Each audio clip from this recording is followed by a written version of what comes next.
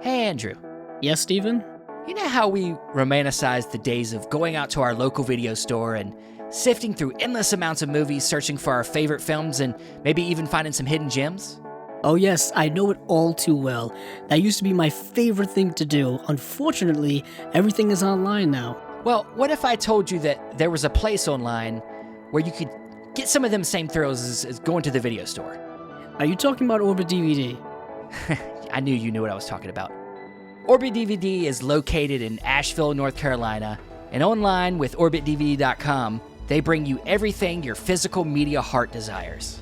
Yeah, they have an awesome website that stays up to date with the latest releases from all of your favorite boutique labels as well as studio releases. Not only do they carry American labels such as Criterion Collection, Severin Films, Vinegar Syndrome, and Warner Archive, but they get routine shipments on imports from companies such as 88 Films, Arrow Video, Imprint, and so much more. And with the option to sell or trade your used copies for cash or store credit, they really bring that video store vibe to you. So go to OrbitDVD.com and stock up on your Blu-rays. And tell them Chasing Labels sent you.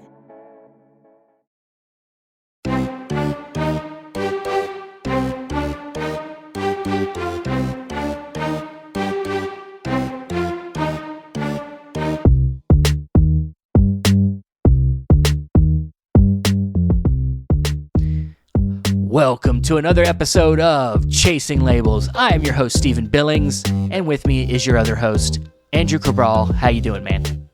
Doing good, Steven. Doing good. This month is moving right along like a train going down the tracks. I mean, it's like we're barreling towards the end of the year. I like the end of the year. I'm just trying to hold on for dear life. I like the end of the year. It's, they're telling me I'm going to get a bonus check at work. I was like, cool, let's just get to the end of the year right now so I can get that check, so I can pay some bills. It's like I was going to say you could buy more movies, but... Well, no, I got to pay bills. I've been spending all the money that I was supposed to pay on bills on movies throughout the year, so now I got to use that money to pay bills. You got to recoup some. Yeah. Recuperate. Yeah. So I can reset for next year so I can do it all over again. Yeah. Yeah.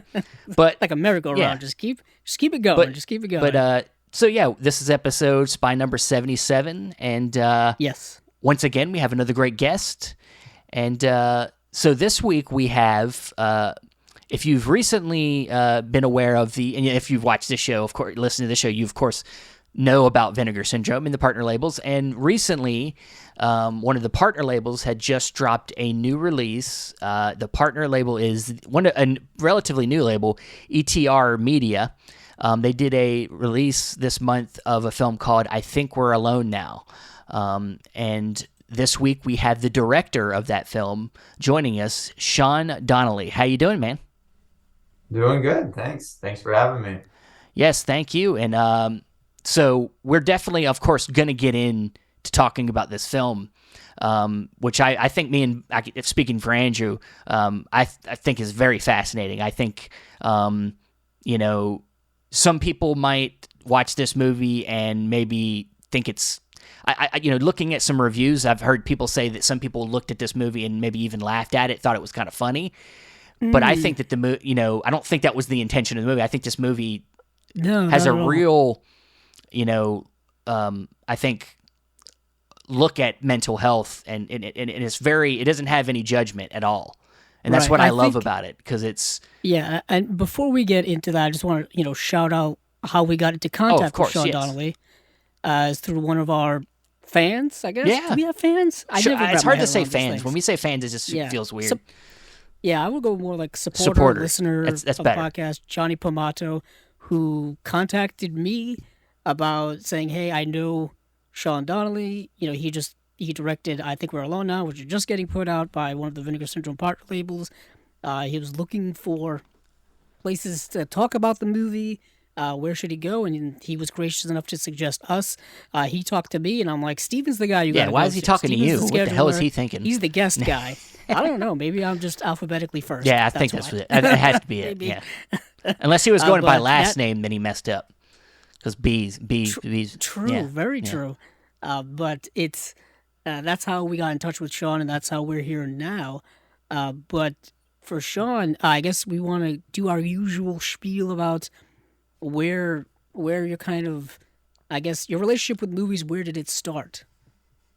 Oh wow, go way back. Well, Way back in the time it was machine. what I always think is interesting is like what's so cool about filmmaking to me is that it's kind of like the everything art form, and people come to it from so many different avenues. So some people like were in theater and then they decide to go into movies, and some people were like photographers and then they end up going into movies because they like and some people obviously were like writing books and then they get into movies. So there's so many art forms like feed into movies, and I think movies are cool because it's like everything, and like nobody really is good at all of them, but certain filmmakers are really good because they like focus on like this, like they're really good with like music and mood and cinematography, and these people are maybe really great with dialogue and writing, and like you can make a great movie without being great at all of them. But I feel like I was the kid, like I went to film school, but I was never one of those kids like maybe like you guys who just watched a million movies. I felt like I kind of grew up in like a hippie town in Santa Cruz. I went to these kind of alternative schools where like you weren't really supposed to watch TV and like you weren't really supposed to watch movies. Like I went to the Waldorf school, which is all about like nurturing imagination, and they tell you that gnomes are real, and you like walk through the woods and they're like, that's a gnome's house right there. And like you were banned from wearing any t-shirts with like TV or movies on them at my school. I remember like one time we like, so when I went to like a normal school after that, everyone was talking about shows and I was like, what is that? I've never even seen that in like movies. And so I really came into it late, I would say, but I would say that my avenue into movie making came more from like drawing. Like I always really liked drawing. I always liked art class. I always liked like coming up with little comics and little stories, and like I feel like that was kind of my first love almost more than movies. And then early on, like in eighth grade, I think I like my good friend Jordy, who was from Santa Cruz. He was kind of more of like a movie guy, and he like loved movies, and he kind of introduced me to like Quentin Tarantino and like all this stuff. And I was like, who are these people? And like, I don't know. We watched a lot of weirder movies than that, like weird anime and all kinds of stuff. But it kind of like opened my mind to be like, hey, this is cool. I think I want to do this. And like, I feel like, but yeah, so when I went to film school, I was surrounded by people who like had seen every movie ever made and like knew every like director's movie. And I've never been able to catch up. You know what I mean? I feel like I got into it late. I was never one of those kids. I think I have ADD, so I can't really watch like more than maybe 2 movies a week usually. So like I'm just way behind on movies, but I do love the movies that I like, and I feel like you're like we were talking before we recorded about movies that are kind of psychological and really stick with you. And I feel like, yeah, the way I look at it is like obviously most movies I watch are not that good, but when you watch a good movie and it really stays with you and you think about it a lot, and like that's what else could you ask for? It feels like that's how you evolve your philosophies on life, and you kind of grow as a person, and you're able to like be exposed to new art. And so I think movies are great and very powerful, but I still don't like just to like watch whatever's new or whatever's out there every movie. I just feel like a movie is like special, and you want to watch a really good one when you watch it, for me. So I don't know if that answers your question, but well, no, you're obviously, we were learning from your answer that really your beginnings of film weren't really traditional. We hear a lot of people kind of have the same answers a lot of times. They grew up in a town, there was a video shop, maybe, Blockbuster, or, they went and rented movies, or they watched certain TV programs that always gave them a lot of movies. But the way yours is a little, different. You started out kind of learning about art at a later age, and kind of being in a not stunted atmosphere, but like just an atmosphere that looked at creativity more through, I guess, nature and things around them, not what was on TV or what was in popular culture. So that's interesting. I think that can really inform. You becoming a filmmaker. That actually, I think, in a way, was a great benefit to you, because you weren't influenced by all the other things around you, because you didn't watch all that other stuff. I mean, it gave you your own unique perspective. Right. Sure. I mean, I think, yeah, as a kid, for sure, I kind of didn't have a lot of those influences. Obviously, I've found filmmakers over the years I like, and I watch movies now, and I'm not like some guy walked out of the woods and never has no like influences. But yeah, I think it was good to be a kid and to like not watch too much stuff, and like sort of, yeah, evolve in different ways and sort of catch up later a little bit, you Yeah, know? because I mean, I think you're soaking up as much as possible when you're at that age. The older we get, the more our mind gets distracted by normal life things. So when you're at that young age, that's the time to really get creative and to find your stride. I think, you start to find what you're really interested in, and sometimes stuff sticks, sometimes it doesn't. But yeah, I think that's just that's a great way to have a unique voice. I think to start get you down, because I through what I've seen of yours, and specifically the documentary, the film we're here to talk about, the release, I think that there is a unique perspective there that not a lot of maybe other filmmakers might have went down that path with that particular subject matter. So, where we know also, along with the film you did, you've also delved into, like you said, drawing, but also just animation. So I know that keys into what you're doing now. So talk a little bit about your journey into animation. Yeah, so yeah, since I came from drawing, like that was kind of some of the first stuff I was doing was animation. And then I got a video camera also around the same time in about 8th grade. And I made a lot of like, dumb little movies in high school with my friends and stuff. And then a lot of animation and live action. And so when I decided to go to film school, I went to NYU Film School.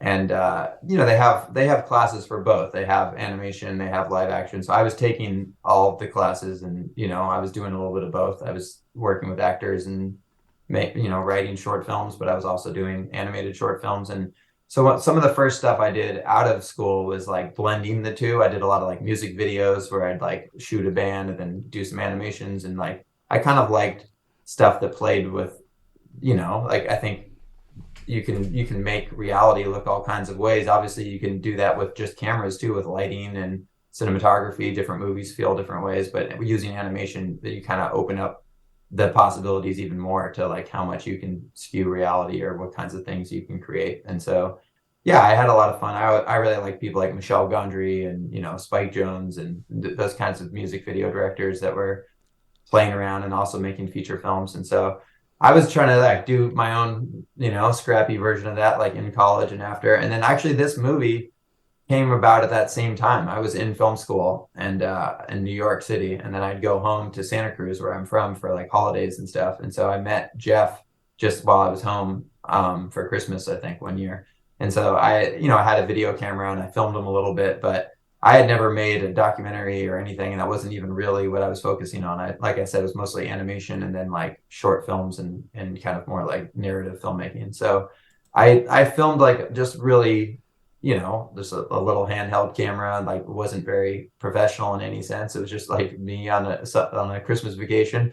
And then I'd start to show, like, I'd be like, look at this guy I met. Like, I've always heard about like people accused of being stalkers that are obsessed with celebrities. I've never like met one, and like this guy's like really interesting, and like this is his house, and this is like this is like a guy that I've never met anybody like this, and I was just like curious. I think I'm just curious in general, and I was like, I just want to like know how he became the way he is, and like how he found out about Tiffany and how he kind of like went on this path. And so every time I'd go home, I'd film him a little bit more, and then I'd slowly edit it. But it wasn't really, I didn't know what it was or anything, but I'd show it to a few friends, and everyone was like, wow, I would watch this movie, you should keep going. And so I kind of like, at a certain point, I showed some other film school friends that were a little bit more like cinematographers than I was. I was just kind of a guy with a handy cam. And so my friend Phil Buccellato came in and kind of helped be the cinematographer. Like after a couple of years of me filming just casually, so if you watch the movie, you'll see like it starts to look a little better as the movie goes on. Yeah, because it's filmed over what, 6 years?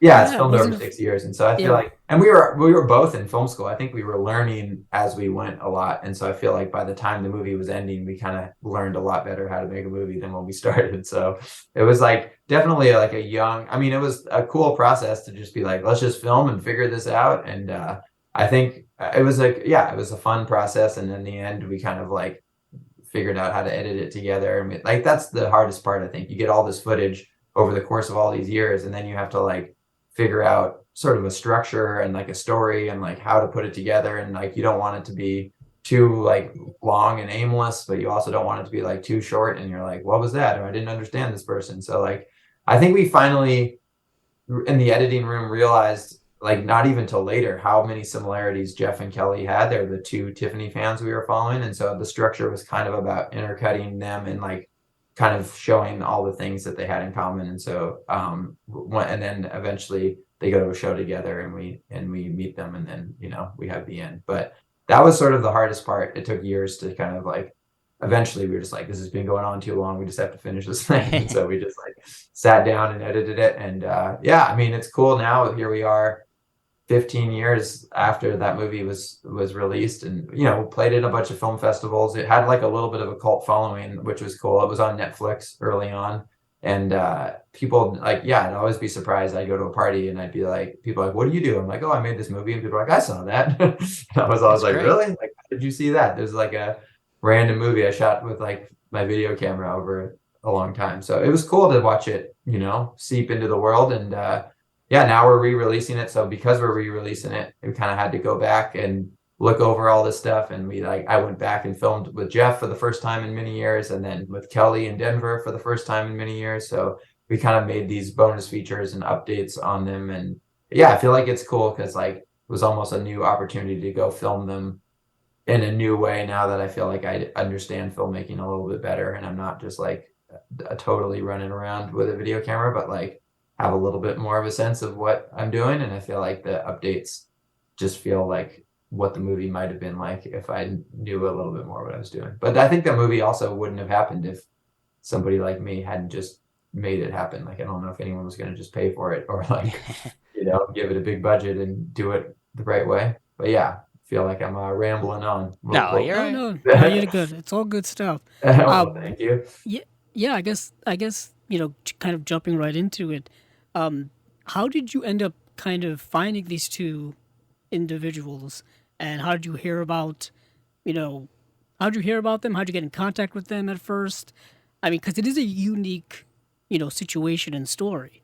Yeah, so I wasn't trying to find them at all. I was literally, so my friend Jordy, who I mentioned, is the one who kind of helped and turned me on to movies early on. He and I had also just made kind of dumb movies together. And so we were making kind of like a comedy that was kind of dumb. It was almost in the vein of like a Nathan For You or something, where like he's like pretending to be a director and he had this vest that was like green, and we were walking down the street and we had written a really bad movie, but he was pretending like it was really good. And so he was like, we were like auditioning people on the street. Would you like to audition for my film? But then we'd give them like a terrible monologue and they would read it and they'd be like, what is this? Like, and so we were just, young and dumb and making this kind of dumb movie. And so we were going to random people, filming this movie, and like we auditioned my grandma. We kind of just like went around, and then we found Jeff on the street and we're like, would you like to audition? And he's like, I would. And so Jeff read this monologue that was just like really bad. And then we were like, wow, that guy like really had something, like, he's so childlike, as with Jeff. And he's kind of like so exuberant and excited, but like, I don't know, he's just a unique guy that I hadn't really met anybody like. So we had his number and stuff from the audition, and we called him up and we were like, good news, you got the part, you're in the movie. And he was like, yeah, all right. So we did actually make this movie with him. Like, it was sort of like a making the behind the scenes of the movie while we made the movie kind of movie, but it was kind of a comedy and kind of dumb. But anyway, we filmed this movie, never did anything with it really. And then while through that process, like at one point Jeff had mentioned like, oh, like my friend Tiffany, has been in movies. And we were like, oh, who's that? Like, I thought it was just like a local person named Tiffany, but then he kind of like started showing us all these like magazines and clippings, and we're like, oh, that Tiffany. And so then when you Google it, you saw that there was like a restraining order against him. And like, I think one of his friends downtown one time stopped us and was like, do you know about this guy? Like, let me tell you about him. And so we kind of were like, whoa. And so then we're like, Jeff, like, what's up with that? Like, you got a restraining order? And he had like so much to say about it. And so we were filming that. And so that kind of just was born out of this other dumb movie that we made, Well, that's great, man. It's very interesting that how you met this guy and it naturally fell into a really interesting documentary. And yeah, I mean, I think from what you're telling me, the fact that you didn't really know what you had at first, once again, really benefited the film, because I think if you would have tried to have a direction with it, or tried to, point out something about these two people, particularly, it might have ruined it. I think what you got here was you got a really honest look at these two people, and it just ended up being what it was. I mean, a lot of times with film, we make connections on our own anyway. Like, people will find connections in things, even if it's not there. But that's what's so great, is because we all have our own perspectives. So yeah, it sounds like this was just such a happy accident. Kind of, yeah. No, I agree with you. I think the best movies kind of like put a lot of interesting material in front of you, and obviously you need to weave it together a little bit, but you don't want to like bang people over the head too much. You want to like leave it in a little open so that people can walk away with different impressions of the movie and what they think, and like what they think the point of it is. I don't know. I don't think it's like the point is like this, because I think especially with documentaries too, because documentaries a lot of times pick a side, Right. Yeah.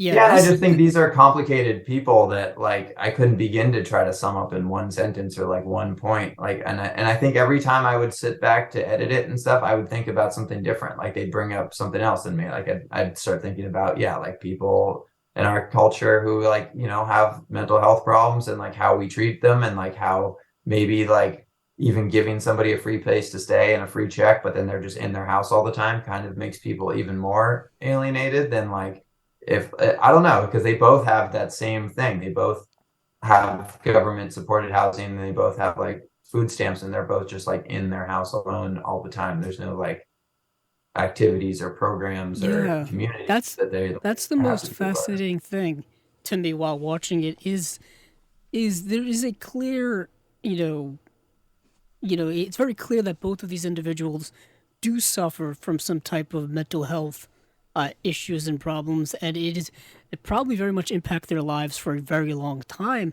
And it's not that they're, and what is interesting is, like you said, they are getting some type of life assistance, whether it be financial or housing or stuff like that. But there's other things, that can, assist people who have those types of, kind of mental issues and mental health problems and whatnot. And it's so fascinating to me because, like you said, this was filmed during the early to mid 2000s, which, at that time we weren't really openly discussing a lot of those things. I bring that up a lot, whereas over the last, I would say 5 to 6 to even 10 years, mental health has been in the conversation openly and publicly, very much so. Whereas opposed to before that, people really did not address it openly. I think a lot of it has to do, of course, the internet explosion, social media, and communications more wide open. But it's kind of like almost like a time capsule of both of these individuals, and them kind of living their lives in a, not a forgotten time, but a different time in which mental health was addressed. Because I think both of their kind of fixations on Tiffany go way back to like their youth. Right? Like to like the late 80s. For sure, yeah. And I think they're both like, a little bit stunted in their own way. So they're really holding on to their youth in the 80s. And I think that's part of it. But yeah, that's what I'm saying. There's so many things that you could take away. And I'm not even saying I'm right or wrong. I've spent some time with them and I have different thoughts on different days. But I think that I wanted the movie to sort of simulate the experience of hanging out with them, getting to know them over 6 years, and then like, they're complicated people, and try to show them as complicated as they are. And that, some people are like, these people are dangerous. And some people are like, they're so funny. And like, everyone has such different reactions to them. And like, yeah, I don't think I agree with any one of those reactions, but I do see how people could see a little bit of all that in them. And I feel like it's important to put all that out there and not try to make them one note, or just like you're saying, have one agenda or like one point I'm trying to make with all of it, And was I guess, I don't know. Like you said, the movie really didn't have very much intention one way or another, but it does kind of bring up certain themes of, celebrity obsession, which is something that's been around for decades upon decades. Sure. And, it's kind of taken on bigger and I think for me, now. like a big theme of it too is just like how everybody needs love in their life. And if you don't have it, you'll find some hope for it or something somewhere. And it's almost like sometimes I feel like we're all human, we all share these traits, but like if you do things in a subtle way, you don't really notice it that much. But sometimes it's like when you see people that are more extreme, that you almost recognize something in yourself too, that you're like, oh yeah, that's in me too, but I didn't quite notice it till I saw it. And I even feel that way about like music, like Nirvana or something. It's like so like intense, and you're like, oh, I had that feeling in me. I didn't really know till I heard this song with him screaming, but then I'm like, it taps into something. You know what I mean? Yeah. And so I Oh think yeah, I think art. there's what? I'll just say art and movies and music and can be um, very existential, very Stephen, what's the word I'm looking for? Cathartic. Yeah, That's what it cathartic is. for sure. And it's like, when somebody's a little more like Kurt Cobain is a more extreme personality type who's also very like emotional and like can scream. I'm not that kind of person, but I can like tap into it and feel that and be like, oh yeah, I feel what he's going through, even though I don't necessarily feel that as hard in myself normally on a normal day. And so I felt the same way about Jeff and Kelly. They're like kind of extreme, and they definitely like feel things in like a more intense way than maybe I do, but I still relate to what they're going through. And I felt like I understood them in a way, and I felt connected to them in a lot of ways. So I would hope that anyone watching it would have that too. Would say like, on the one hand, these people are pretty unique and eccentric and like kind of weird and unusual. But on the other hand, like, we're all humans underneath, and we recognize a lot of what they're feeling and going through at the same time, Yeah. Oh Yeah. yeah, there is a general, I would say, humanity within both of them, and it's very visible throughout the film, especially towards the later part of the film, where their emotions are very much on screen. Specifically, Kelly, whose emotion is very much on screen, that you were able to capture, so distinctly. This idea of wanting some type of meaningful connection with someone, anyone really, whether it be this celebrity, whether it be a person, because I think what you see a lot in the movie is both of them are very isolated, seem very isolated and very lonely. Yeah, I was I And I was gonna loneliness can point I was gonna be, point out loneliness seems to be yeah, loneliness can be very not self-destructive, but it can weigh on someone, for sure. regardless of their mental health. Because I believe, Jeff has been diagnosed with, was it Asperger's syndrome? They mentioned that in the film. Yeah. Um, and so even someone who's not dealing with that sense of loneliness can weigh anyone well. down. I mean, Jeff talks. He has that scene early on where he's talking about physical experiences he had with women and how long ago it's been, and he says these dates, and it's like he's like it's like he obviously thinks about it a lot, and remembers how long ago it was, and it weighs on him, not having that relationship, and then that loneliness. I think the one thing it points out, and the thing that probably pointed out to me the hardest and hit me the most personal for me, is that how loneliness can make you attached to things, to kind of make you feel better about yourself, Or to fill that void. fill the void that you don't have. Because I've had that same feeling myself. I think to me that's what I take from the film the most is how loneliness can make us get to a point of maybe being obsessed with a Tiffany, or maybe being obsessed with whatever it is. I got obsessed with film.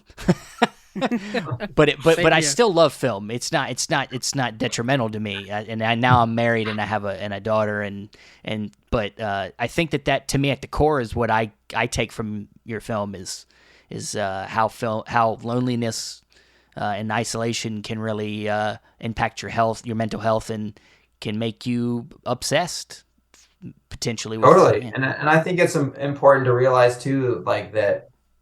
I mean, that's something I realized while making this, is like part of the reason why they're so alone, right? Is because they went to school and they went to places, and a lot of kids were like, these people are weird. I don't want to invite them to my party, or like, like leave us alone. And so they are sort of like cast aside, and now they're adults. It's the same way. Like people walk down the street and they're just kind of like, okay, I got to keep moving, and like some reactions to this movie were even like, this is disrespectful to film people like this. They have mental health problems. Like, how could you film them? This is exploitative. But like, my feeling is like, what's the alternative? To just ignore them and to like let them go back to their house and just like that's the better thing to do. I think that there's an idea that like that's respectful, and I think actually that's what's like destroying people, and that like reaching out to somebody, spending some time making a movie with them.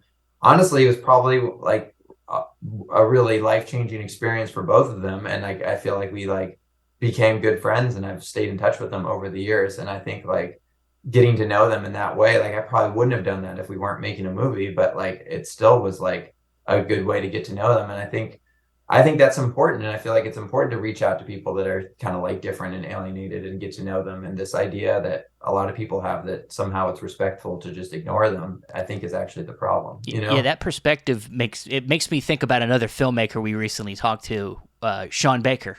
Sean Baker's films are all about, you know, people that get alienated, people, you know, that, you know, whether it be his recent Blu-ray that just came out about takeout, about, you know, immigrants coming into the country, and, you know, or something like Tangerine, where it's about, you know, street workers, you know, Sex workers. yeah, sex workers, and just like he's always pointing out people in society that are, you know, alienated and things. And I think I agree with you completely. They're on the fringe. Yeah, you know? that's and it also, I think, it makes you as a person and the filmmaker behind the thing a better person too. It helps open your mind up, reaching out to them people and making films about them people. It opens you up, and that's just a really healthy way to have a relationship with filmmaking.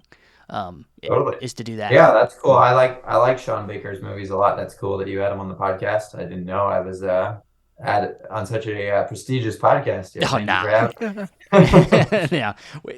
No, we're not prestigious, but no, we were just very, very we're just lucky.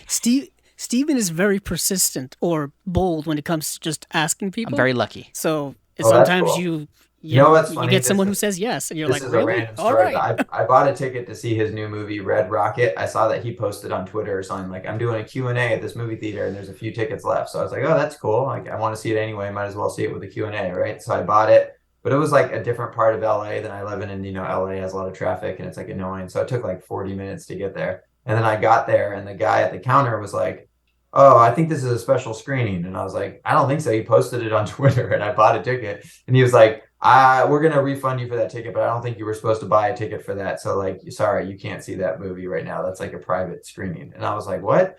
And so it was crazy. And like, I bought a ticket and like paid money for it and everything. And so then I was like, well, let me buy a ticket to a different movie. So I bought a ticket to a different movie. And then we went down, and then we kind of ran into the movie that we were supposed to go in, even though we didn't have a ticket. And then the two seats I had were open. So those were my seats, and they should have let me in. And so then we like kept thinking they were going to kick us out or find us, but they never did. And then I got to see Red Rocket and see the Q&A. But it's just funny to have to sneak into a movie that you bought a ticket I know, to. right? So in a way, you saw it for free. Yeah, Nice. I mean, I paid for it. Yeah, he just paid for a different movie this time. Yeah, Oh, that's true. exactly. Okay. So yeah, it was a So you real. did end up He paying paid for the it. original tickets, then he had to refund them, to then pay for another ticket for another movie, and then he went Yeah. into his original movie. Okay, so it wasn't That's what, free. but yeah, that's that's what you do if you want to see a movie. You can't just be like, oh, okay, I'll just go drive home now. Yeah, Thank you. no, yeah, you it did came the right all this thing. way. I'm seeing something. Yeah, but yeah, have you guys seen Red Rocket? Oh yeah. Well, Yeah, we have. I have. We talked a little bit about it with him when he was on, and it was just fascinating, kind of the whole making of that movie. How he shot it during the pandemic, during COVID, or the height of it. And Yeah, how for sure. low key it had to be, with just him and a small crew. Yeah, It was just kind of lightning in a bottle, and production wise. yeah, Yeah, it was really, really good film. for sure. but Cool. so of course with this new release, like you've alluded to earlier, you were able to go back and reach back out to Kelly and Jeff and do more stuff. And one of the things I can't wait to, when I get this release, I can't wait to listen to it, is the commentaries. Because you got commentaries with Jeff. Jeff's got his own track. Kelly's got her own track, and then you got your own track. So you got 3 commentaries on this disc. So were you there for these track recordings? Yeah, so we put this film on DVD like when it came out. I forget what year, but it was probably 2009, 2010 or something. And it was released by this place that does like a lot of music docs and music releases called MVD. Oh yeah. You know MVD? Yeah, we've talked about them on the show. Yep. They still do cool. stuff. Yep. Yeah, so they put out the movie, and then, at a certain point, they were like, "We're only doing digital. We're destroying all these DVDs unless you want them." And I was like, "I guess I'll take some." So I have like a bunch of them in my garage, and then they destroyed the rest of them, and then that was it. I don't think they sell them anymore. And sometimes I've seen like people sell them on Amazon or something, like, or on eBay for like $90, like $60. I don't know if anyone's buying them, but like they just are out of print. So someone's like, "No, I let me know. try my luck," And so. So anyways, that release did have the Kelly commentary track and the Jeff commentary track, and I kind of like helped, engineer and make sure that I would be synced up to the movie and they could watch it and they could like do a commentary track.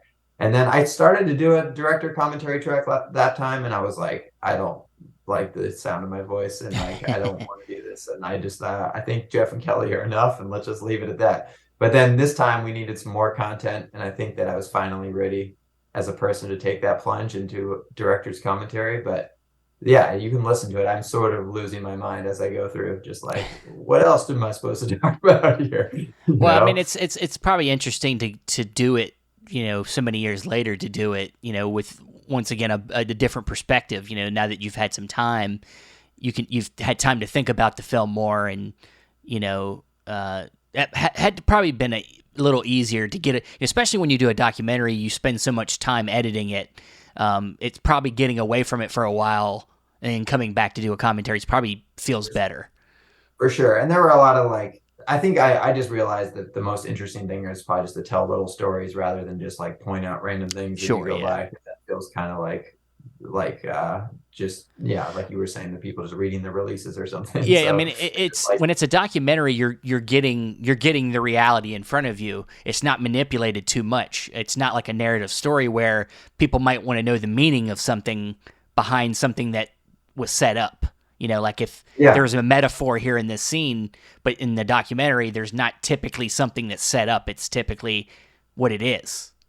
Right. So I mean, I think that's also, I mean, I don't necessarily talk about that too much on there, but obviously every documentary still, you're editing all the hours of footage you have, and you're making decisions, and you're leaving stuff out, and sometimes you're rearranging the order a little bit. And so sometimes those things can be really small touches that don't matter, but sometimes you can like be like, oh, this thing that happened 6 years later, I'm putting it at the beginning and it sounds like it happened then. And like, you're sort of playing with time, what happened to build a story out of it. And I think I don't know if you've seen this movie Fraud. Do you know that movie that Dean Fleischer Camp made? He's the guy who made Marcel the Shell. I don't think so.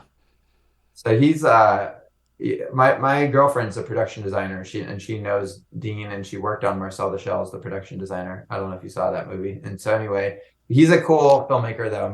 Before Marcel the Shell, he made this feature called Fraud that I recommend you check out if you like unusual movies. Sure. And he basically found like a trove of stuff on YouTube from this guy who just like filmed his whole life and put it online. And he basically was like, hey, can I pay you like $100 to edit this into a movie? And the guy was like, okay. So he basically just like took like years of this guy's footage. And then he's was an editor for a living for a long time. So he was able to like find a story in there, and he made a fake story out of real footage basically, and that was kind of like, I think the editing exercise of it is like, how can you manipulate this footage? So he just took random videos of like them on vacation or whatever, and he made this movie about how they're committing credit card fraud, and then they're going on vacation, and that's why it's called Fraud, because it's like they're committing fraud, but the whole movie's kind of a fraud. And it played at documentary film festivals, but then people were like, this isn't even a documentary, this is a lie. And like, I think that movie, though, is a good example, because that's the extreme where you're taking real footage and you're making a completely fake story out of it. But every documentary is somewhere on that spectrum. And like, it's important to remember that like you can do a lot with editing, and you can make up something. And I think you can see that in other documentaries too, where sometimes they're playing with the truth a little bit fluidly because they want to make a story. Well, as they say, the movie's made in the editing room. I mean, editing is really where the story is told and created. And so one thing before we get a little bit further into the special features, we do need to ask, do you we know that the two main characters in your film love Tiffany, but do you love Tiffany? Well, I was not that familiar with Tiffany when I met Jeff. When he was like, Tiffany the singer, I was like, who? And then, slowly I was like, oh yeah, I think I heard about her. Like, I think we're alone now. But I was not she was not. I think I'm a little too young for her. I was like, she was before my time a little bit. But obviously, once I understood and got to know her, of course, I loved her. We did meet her a couple times. I filmed her and interviewed her a little bit, and she's very friendly and nice. And I can't say anything bad about her at all. I think her fans love her, and she still likes performing, and she still is like going all over the place. And I think she's a positive figure. It's just interesting because like, obviously every celebrity has people that love them as like they're the one, and then you have this person. So Tiffany is kind of like almost one of the more random ones who kind of had a huge hit when she was like 13, and then since then, like most people have probably kind of forgotten about and moved on from, and like a few people are still like in love and like love her. So I think she's sort of like almost like the perfect person for this movie, even though I didn't choose her, like they chose her. But Yeah. like it's not like they're in love with like Taylor Swift or whoever's like the most popular person of our time. It's like this person that most people would be like, who, It's almost she's Like, almost at this point like kind of a culty singer that yeah. had like a one hit wonder type of thing going on with her career. And it really just kind of shows you that feeling of like how she's a huge celebrity still to them in their eyes because they love her so much then, even though to most people now she's kind of just like almost lost her celebrity status and is just kind of like back to being a normal person. Yeah, did she give an opinion on what she felt about this film?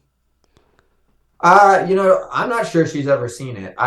There was like a little bit of communication between me and like her camp, but not a lot. Like again, I filmed her twice in real life, and then I told her I was in film school at the time, and I was, and then I saw, if you look it up, she was on some podcast, and she was like, the filmmaker lied to me and said he was in film school. So I think somehow she has this idea that like I was like a lying like sharky like Hollywood filmmaker, but that I was in film school, and like that's why I went and saw her in New York because like it was by my film school, and I Yeah. like walked over there from. So I don't know. I didn't like lie to her. I told her I'm in film school. What I said was like, I'm in film school and I'm making this movie. Could I interview you? And I didn't really say what the movie was about. And then when I started interviewing her, I was like, can we talk about Jeff? And then she was like, I don't want to talk about Jeff. And so basically I was like, okay, well, I don't really want to talk about your new album that long. So like we don't like have that much else to talk about. So mostly our interview is not that usable. And I realized anyway in the editing that like, seeing Tiffany as a real person is like, it kind of just, she's just like a person. She just talks about her new album and she's friendly, but whatever. But the idea that Jeff has of her and Kelly have of her is so much larger than life that like, it's almost better not to really ever hear from her or like Well, yeah, I see mean, her. to get that distance, because that's part of the obsession is the fact that, I mean, obviously, Jeff gets to meet her multiple times through the years, but it's like the distance between it creates that kind of dissolution that they have, the distance between them. She's for the most part to them just some person they see on TV or on the magazines, and they're so obsessed with it, with her, just through what they see in media and things. Well, yeah, and that's the thing yeah. you realize is like, like when you have a real friend in real life, obviously you kind of know all this fun facts about your friend, and like what their favorite foods are, or like what's funny stuff that happened to them. But if you don't have a lot of friends and if you don't hang out with people a lot,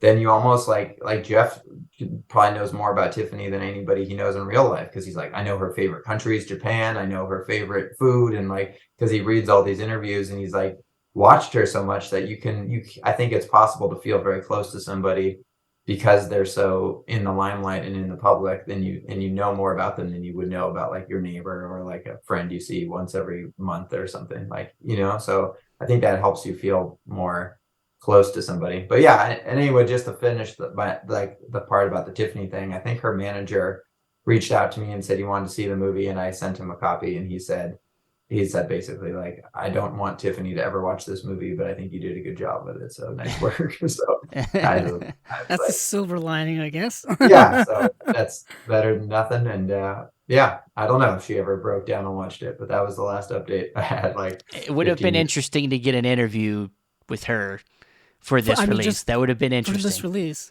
And Yeah, maybe I'll bet you could. I think she's probably fairly available. Oh I'd yeah, be I'll try, curious. we'll try her. Yeah. We'll try her. We'll try to get. Yeah.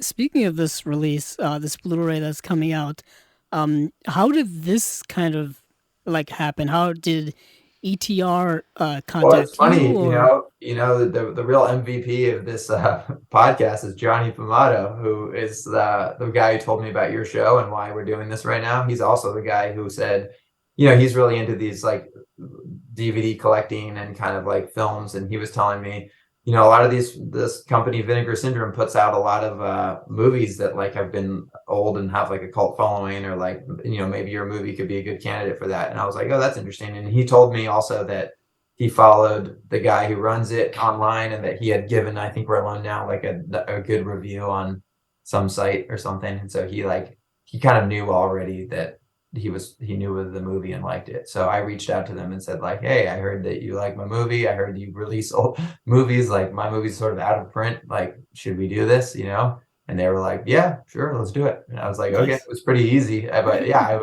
I'm not like on that collector circuit. I'd never heard of them. I didn't know anything about any of that. So it's all thanks to Johnny Pomato. Well, damn. Oh, Well, we got to dedicate this awesome. What a bro. podcast to him. I Completely. know, I guess so.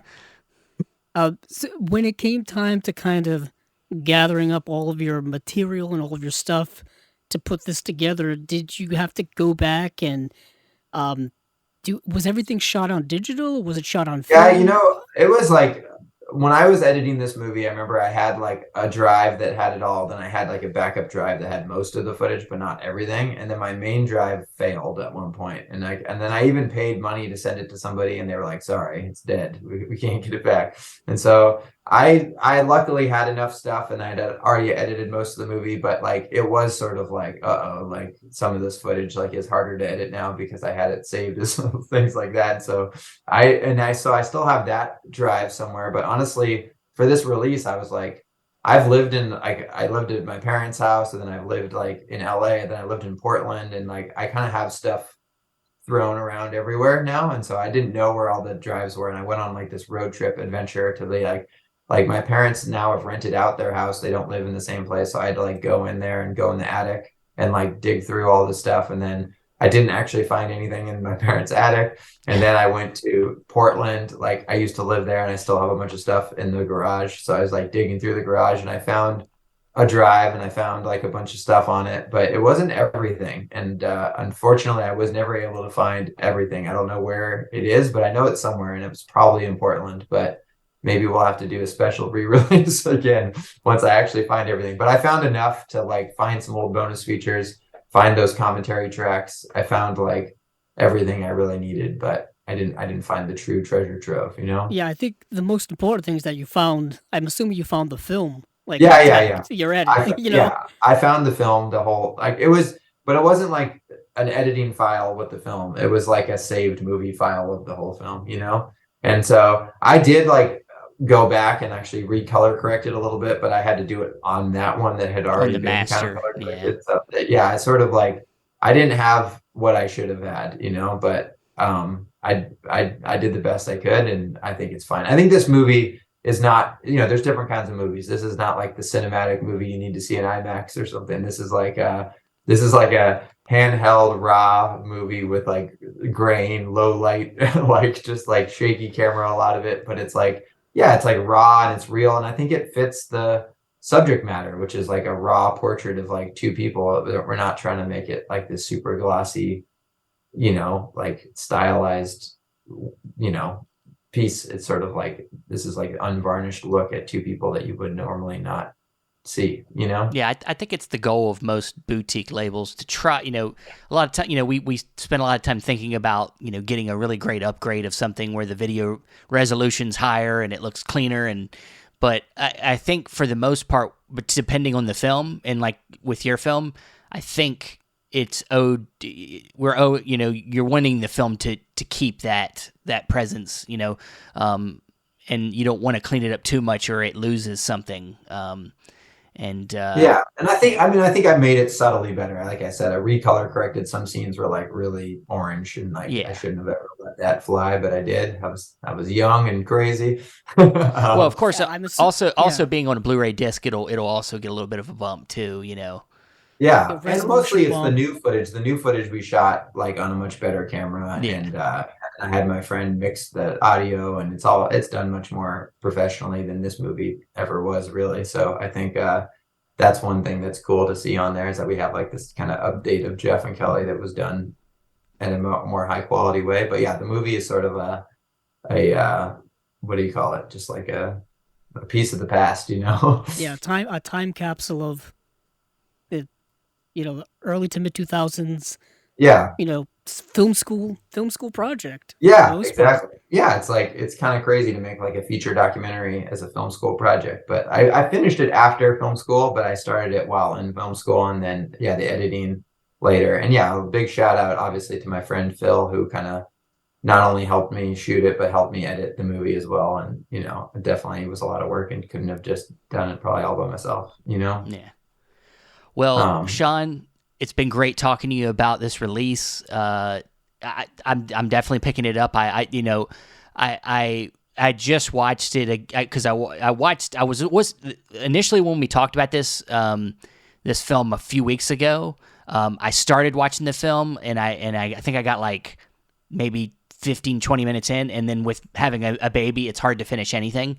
So I was already enthralled with it, and I was like, man, this is so interesting. And then a couple days ago, I was able to watch the whole thing, and I really connected with your film, and I'm so glad that it's getting a proper Blu-ray release so that more people can discover it. And that's the great thing about all these labels and things is that are introducing films that people might not have found otherwise. And I'm really glad that this film's getting a little bit more light shed on it. well, thank you so much. Yeah, and thank you for talking to me. I really appreciate it. It was fun to come on the podcast, and yeah, Awesome. have a good day. Well, thank you, Sean, and all the best to you and everything else you're doing. All right, thank you so much. Thank All you. right, bye.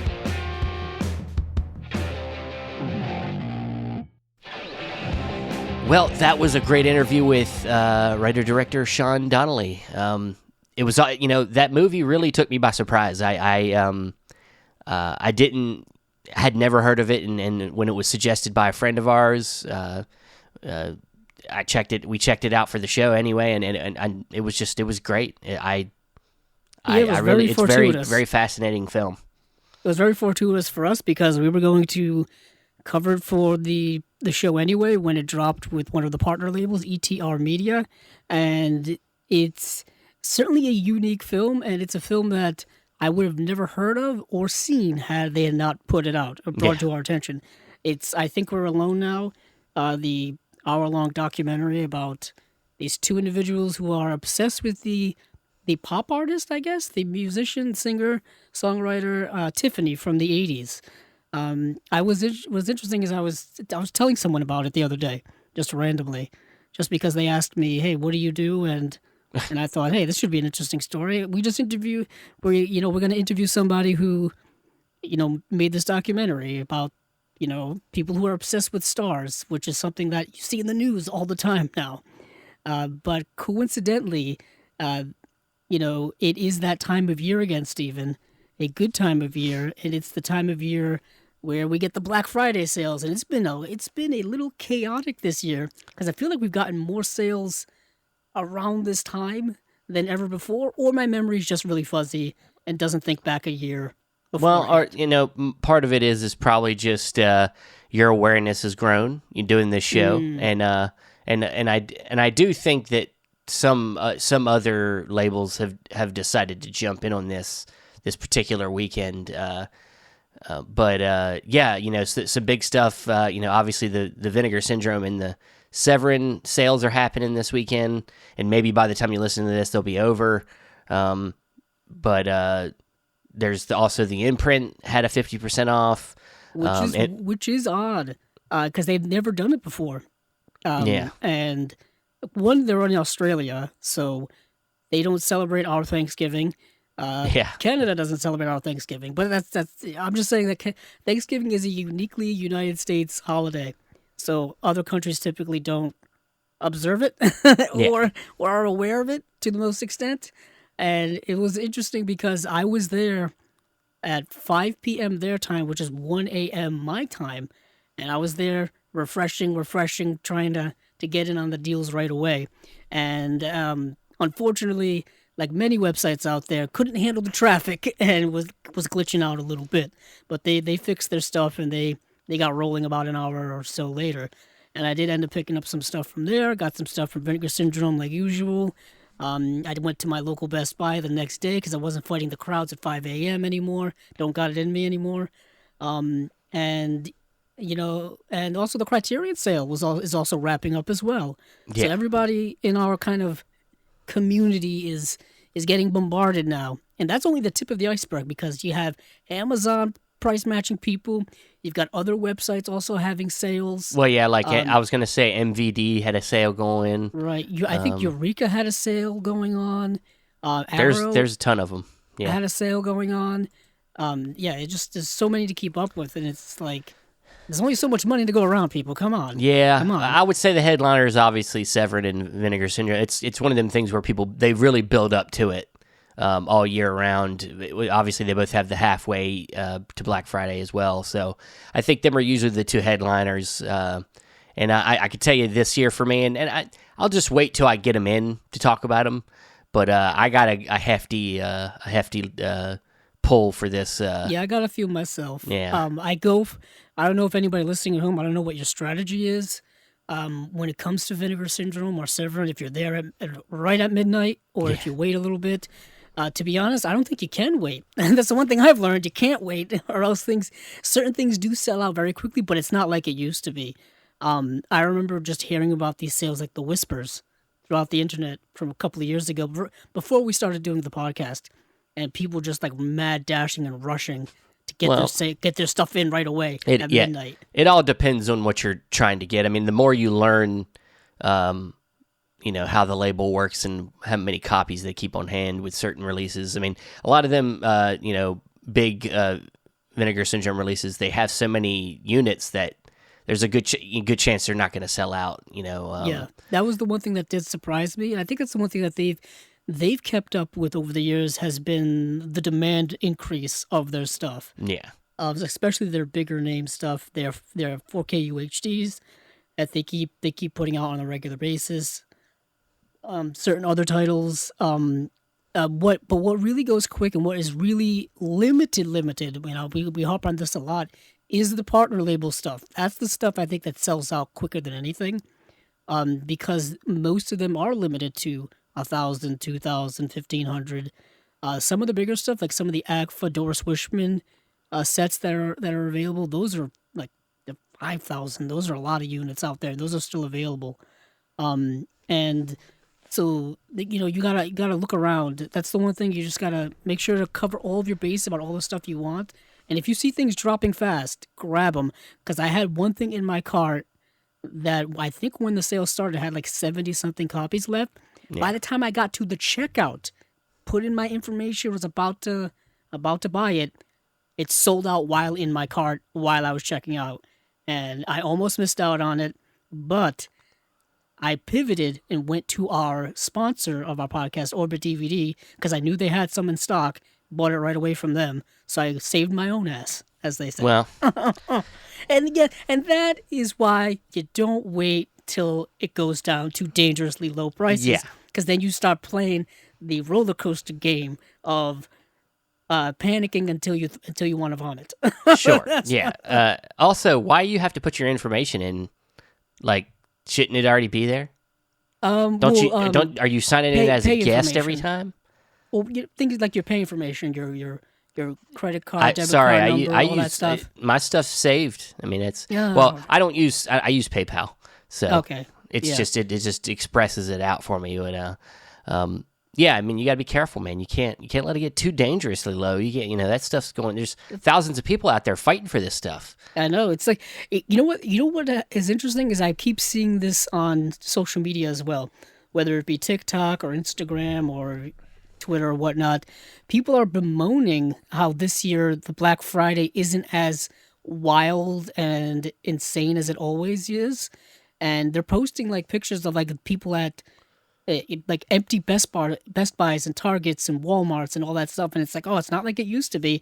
But I think like the frenzy now has shifted to the digital world, so now everyone's fighting online digitally to get stuff, and that seems to be a new war zone, because it kind of very much is that on those websites at that time. Yeah. It cools down very quickly. Like it starts off hot and heavy, and then cools down mightily so on Saturday and Sunday.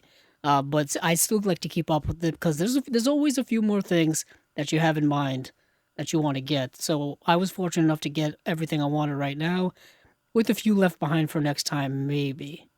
Yeah. I got out of hand, and I got most things on the list that were kind of been hanging around for a while that I just said fuck it, and I just went ahead and just bought everything I wanted to get. And threw caution to the wind. Really it is. It's really what it is, and you know, it's what happens when you have issues. But I hear you. We'll get back to Vinegar Syndrome later. Let's start off. They did drop their Black Friday sale titles, which we want to get into.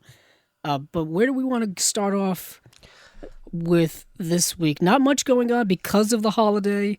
I think a lot of the U.S. retailers were kind of cooled down. Plus, it's towards the end of the month anyways. Most of the major companies we cover have got their bases covered. What I was going to say is we needed to bring up something that I meant to bring up last week, and that was an announcement of a new label, along with their first title, and also one of the partners that created the new label, their other label, also has another announcement. So let's get into the new label, Neon Eagle, that has just been announced recently. You got the press release? No. What is their first title? I hand this off to you. Kill Butterfly Kill, I believe is what the name it of the first. Yeah. And then that'll be the first title from Neon Eagle, and then along with that is Jesse from Diabolic DVD, who's also a partner with Cauldron Films, is one of the partners that started with Mondo Macabro. One of the guys from Mondo Macabro over there started this new label, Neon Eagle. I will get the press release up here in a second because I have the info. Sorry, I do guys. also, that's okay. I can stall for time. So, Kill Butterfly Kill came out in 1983, but it is a 2-disc set that's also coming with another film that came out in 1987 called American Commando 6. Now, what is interesting is that trying to find this movie, Kill Butterfly Kill, was impossible, so therefore neither Steven or I were able to watch it. Even searching for it on Letterboxd was an issue. I couldn't even find it on there. And it was such a kind of an enigma. There is a trailer for it, and the movie looks like absolute madcap insanity in the very martial arts sense. Yeah, and the press release. So new Asian focused label Neon Eagle Video makes debut with deluxe Blu-ray edition of the Taiwanese exploitation movie Kill Butterfly Kill. So Cauldron Films' Jesse Nelson and Brian Izzy, in collaboration with Mondo Macabro's Jared Ainer, are proud to announce the formation of a new home video boutique imprint, Neon Eagle Video. It's a long press release, but that's the gist of who's behind it, and that it's going to be an exploitation of Asian cinema kind of label. So I think that's cool that they're kind of focusing on kind of the trash cinema of the Asian type. So that's I'm definitely going to keep an eye on it. Kill Butterfly Kill, there is a trailer for it out there, and it does look really just kind of, low budget, just kicking ass type of movie. And so, I'm always going to check out the first It's just like when there's a new show and you got to, test it. You're kind of interested, so you got to go, watch the first few episodes to give it a chance. That's what I'll do with any new label, is, check out the first 3 releases. See if we got Chameleon Films. Their first 3 releases came out. Their first 3 were great, so I'm going to keep paying attention to them. And that's what I do with new labels. So, along with that, as I said, Cauldron Films himself also had a film announced, Frankenstein 80, that will be coming out, and I think a bundle pack with Kill Butterfly Kill. And I think you can go to cauldronfilms.com to get this this bundle. Yeah, you can either go to cauldronfilms.com or Diabolic DVD. Yeah. We'll have pre-orders up for, I'm assuming both of these. Yeah, definitely Kill Butterfly Kill. Yeah. Because I'm looking at it right now. Yeah, this is another movie dealing with Frankenstein. Yeah. There's so many endless amounts of movies that have Frankenstein I believe, things going on. Like a lot of what Cauldron does is they do some a lot of Italian stuff, and so this is one of them Italian kind of Italians ripped off of tons of stuff, and of course Frankenstein's been done by many different people, but this is an Italian Frankenstein movie, so it Yeah, it came out in 1972. Directed by Mario Mancini, I believe. It's his only film as a director.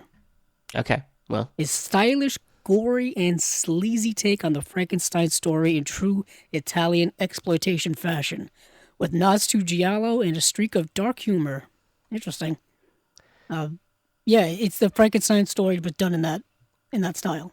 Yeah.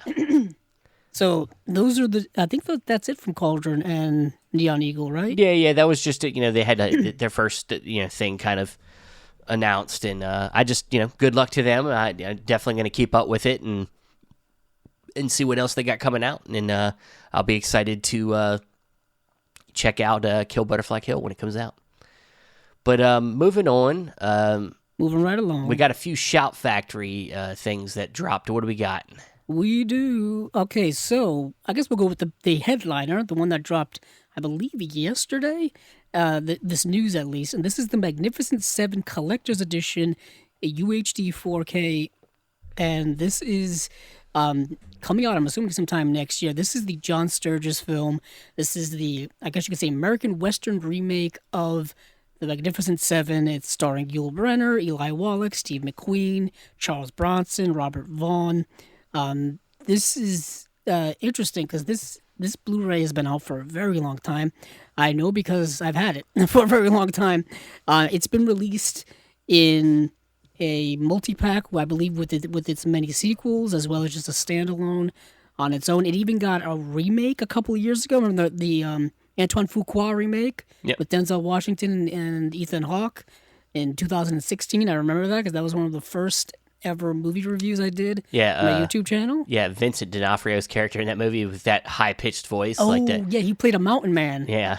Like a very hillbilly-ish mountain man. But it was like one of them dudes. He played one of them guys. D'Onofrio's a big dude, but he's got like that high-pitched voice, and it was a great choice. I loved it.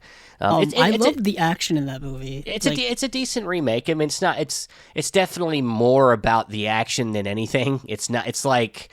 It's like going from, it's not a good example. I was going to say it's like going from Alien to Aliens, where it's like, I feel like the action, it's more action heavy, that maybe some of the, maybe more substance stuff that was in the original was kind of lost. But I think Aliens had some more substance than the remake of Magnificent Seven. So yeah, the original Magnificent Seven, which is what we're talking about, came out in 1960. It does have a Blu-ray release, or did have a Blu-ray release, put out by MGM back in 2011. And that is a long time ago. I know it was re-released a few times in several packs.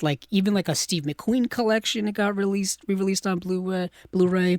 And like I said, a Magnificent 7 collection got re-released, but I'm pretty sure it's been the same disc, just recycled over and over again. Yeah. So it's a much older disc and probably needed a new remaster, et cetera, et cetera. Of course, with the new 4K, you get some HDR, perhaps.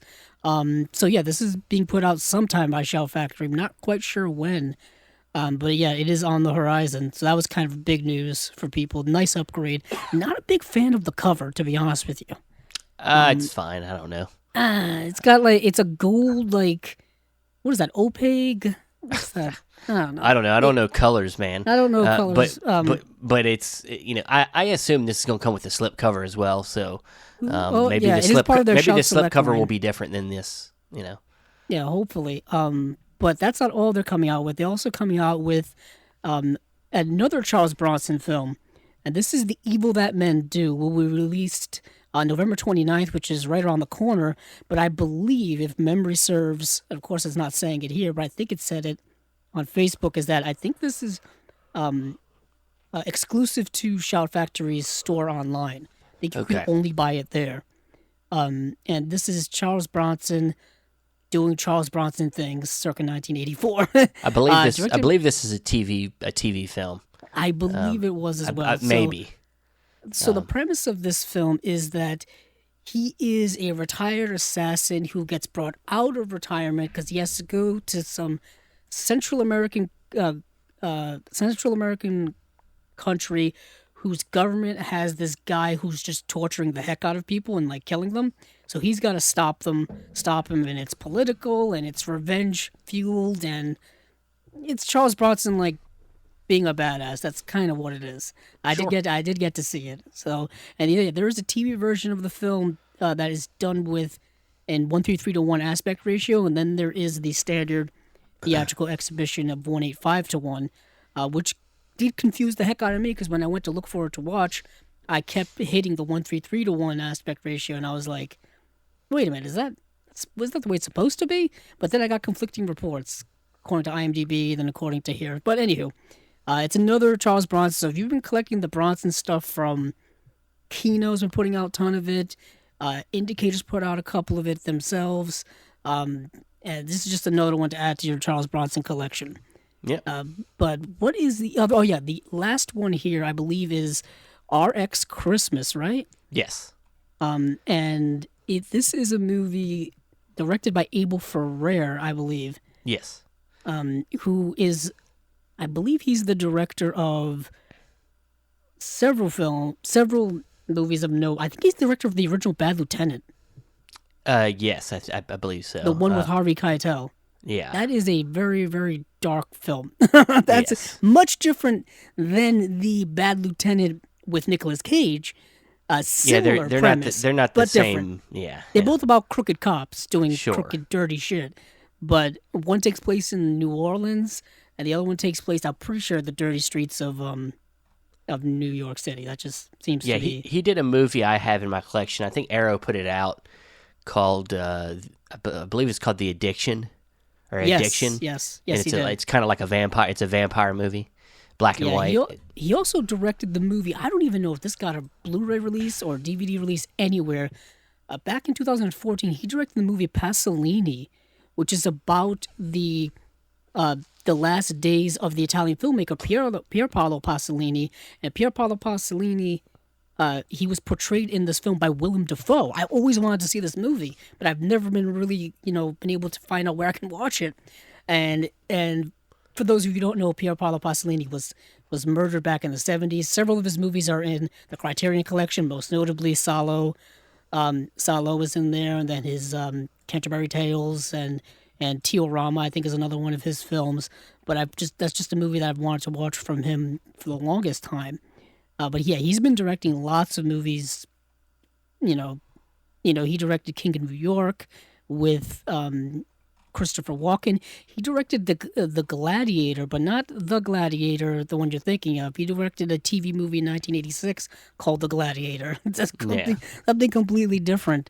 But yeah, he's a really out there, unique director, and this is another one of his films that I would like to watch. I would like to just get more of his stuff in general, because I don't even think I own a copy of Bad Lieutenant, and I know it's out on Blu-ray for years now, and I don't even think I've seen this. But our Xmas stars probably a few people that you are aware of. Drea Di Matteo, who was in The Sopranos. She's in this film. Ice-T, who's been on TV now for God knows how long. Our whole lives. Yeah, I think he's been on television just as long as he's been in the music industry. It's been forever. He was, of course, in New Jack City and Johnny Mnemonic. Wasn't he the star of a version of The Most Dangerous Game? Didn't he do a movie called like Most Dangerous Game, where he was the one? Ice-T, or are you talking about? Yeah, Abel Ice-T. Ferrer? No, Ice-T. Oh, I'd have to look. Once again, I can't stress this enough. The new layout for IMDb is absolutely goddamn terrible. I haven't looked at it yet. Let me see what you're talking about. It's confusing and annoying, and way less user friendly than it was before. Because I might not have the same. It's not bothering me. Nothing You're not looks going on different. IMDb.com? I am. I'm on it Oh. right now. Looks fine. I mean, it is a little. The main page looks the same, but if you go and look up like, an actor or director or anything like that, it bothers me. Yeah, it's a little bit. There's there's a too little much bit going on. Yeah, there is too much going on. I would say I agree with you. It's a way little too bit much going on. chaotic. Now, when you go to look up their credits, it's kind of not. It's not set up the way it was before. You have to it's all spread out and not liking it. Not liking it at all. It's all right, man. It'll be all right. You'll get used to it. Hopefully. You'll get used to it. Yeah, but back to our Xmas. I did not get to see this movie. But it's about a New York drug dealer is kidnapped and his wife must try to come up with the money and drugs to free him from his abductors before Christmas. Don't you just hate that, Stephen? It happens. It happens to the best of us. It's the season. It's the season that keeps on giving and then taking away as well. Okay, so the movie I was trying to think of is a movie called Surviving the Game. Oh. With Ice-T. Guess who else? Guess what other amazing actors are in this movie? Rutger Hauer. Rutger Hauer. Okay. And Gary Busey. Amazing. And F. Murray Abraham. Damn. And Charles S. Dutton. And John C. McGinley. Which is the guy from Scrubs. I gotta look this movie up now. Yeah, I know. Surviving the Game. I believe it's kind of like a 1994. Yeah, loose adaptation of Most Dangerous. Oh, you know who directed it? Yeah. Ernest R. Dickerson. Yeah. Who directed Juice. And he was also the cinematographer for Do the Right Thing, as well as Malcolm X. Yeah. Yeah, he's a really interesting guy. I love listening to him talk about movies and whatnot.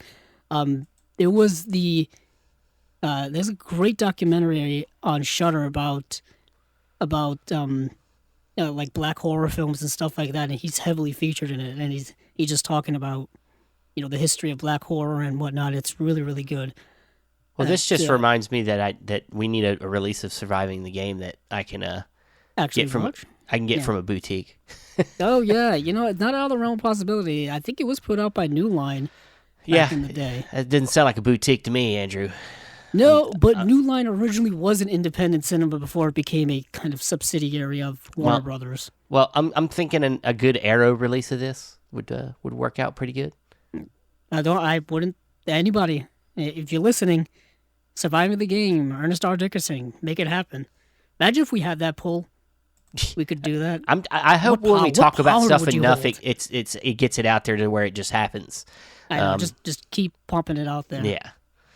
But yeah. Moving on. Well, speaking of Arrow, do you want to go to the Arrow stuff, or do we want to go to the vintage? Not quite yet. Yeah, a little jumping. Okay, jumping fine. a few hoops here. Fine. I got a few more things. I got rumbling. Get it off your chest. Yeah, I gotta get it out. So Classic Flicks is putting out a movie called Obsessed from 1951, starring David Farrar, Geraldine Fitzgerald. Is it about us? No, but it's no. It might as well be. Could if we remade it today? It could be about us. It very well could be. But it's kind of, I believe it's based on a play. It's rather stuffy, rather kind of not boring, but it's a little plain. But the original title is called The Late Edwina Black, and the premise is thus: it's kind of a mystery, detective story. After a sickly Victorian woman dies suddenly, a post-mortem reveals that her body contains a fatal dose of arsenic. Suspicion falls on her husband and her companion, who coincidentally are lovers.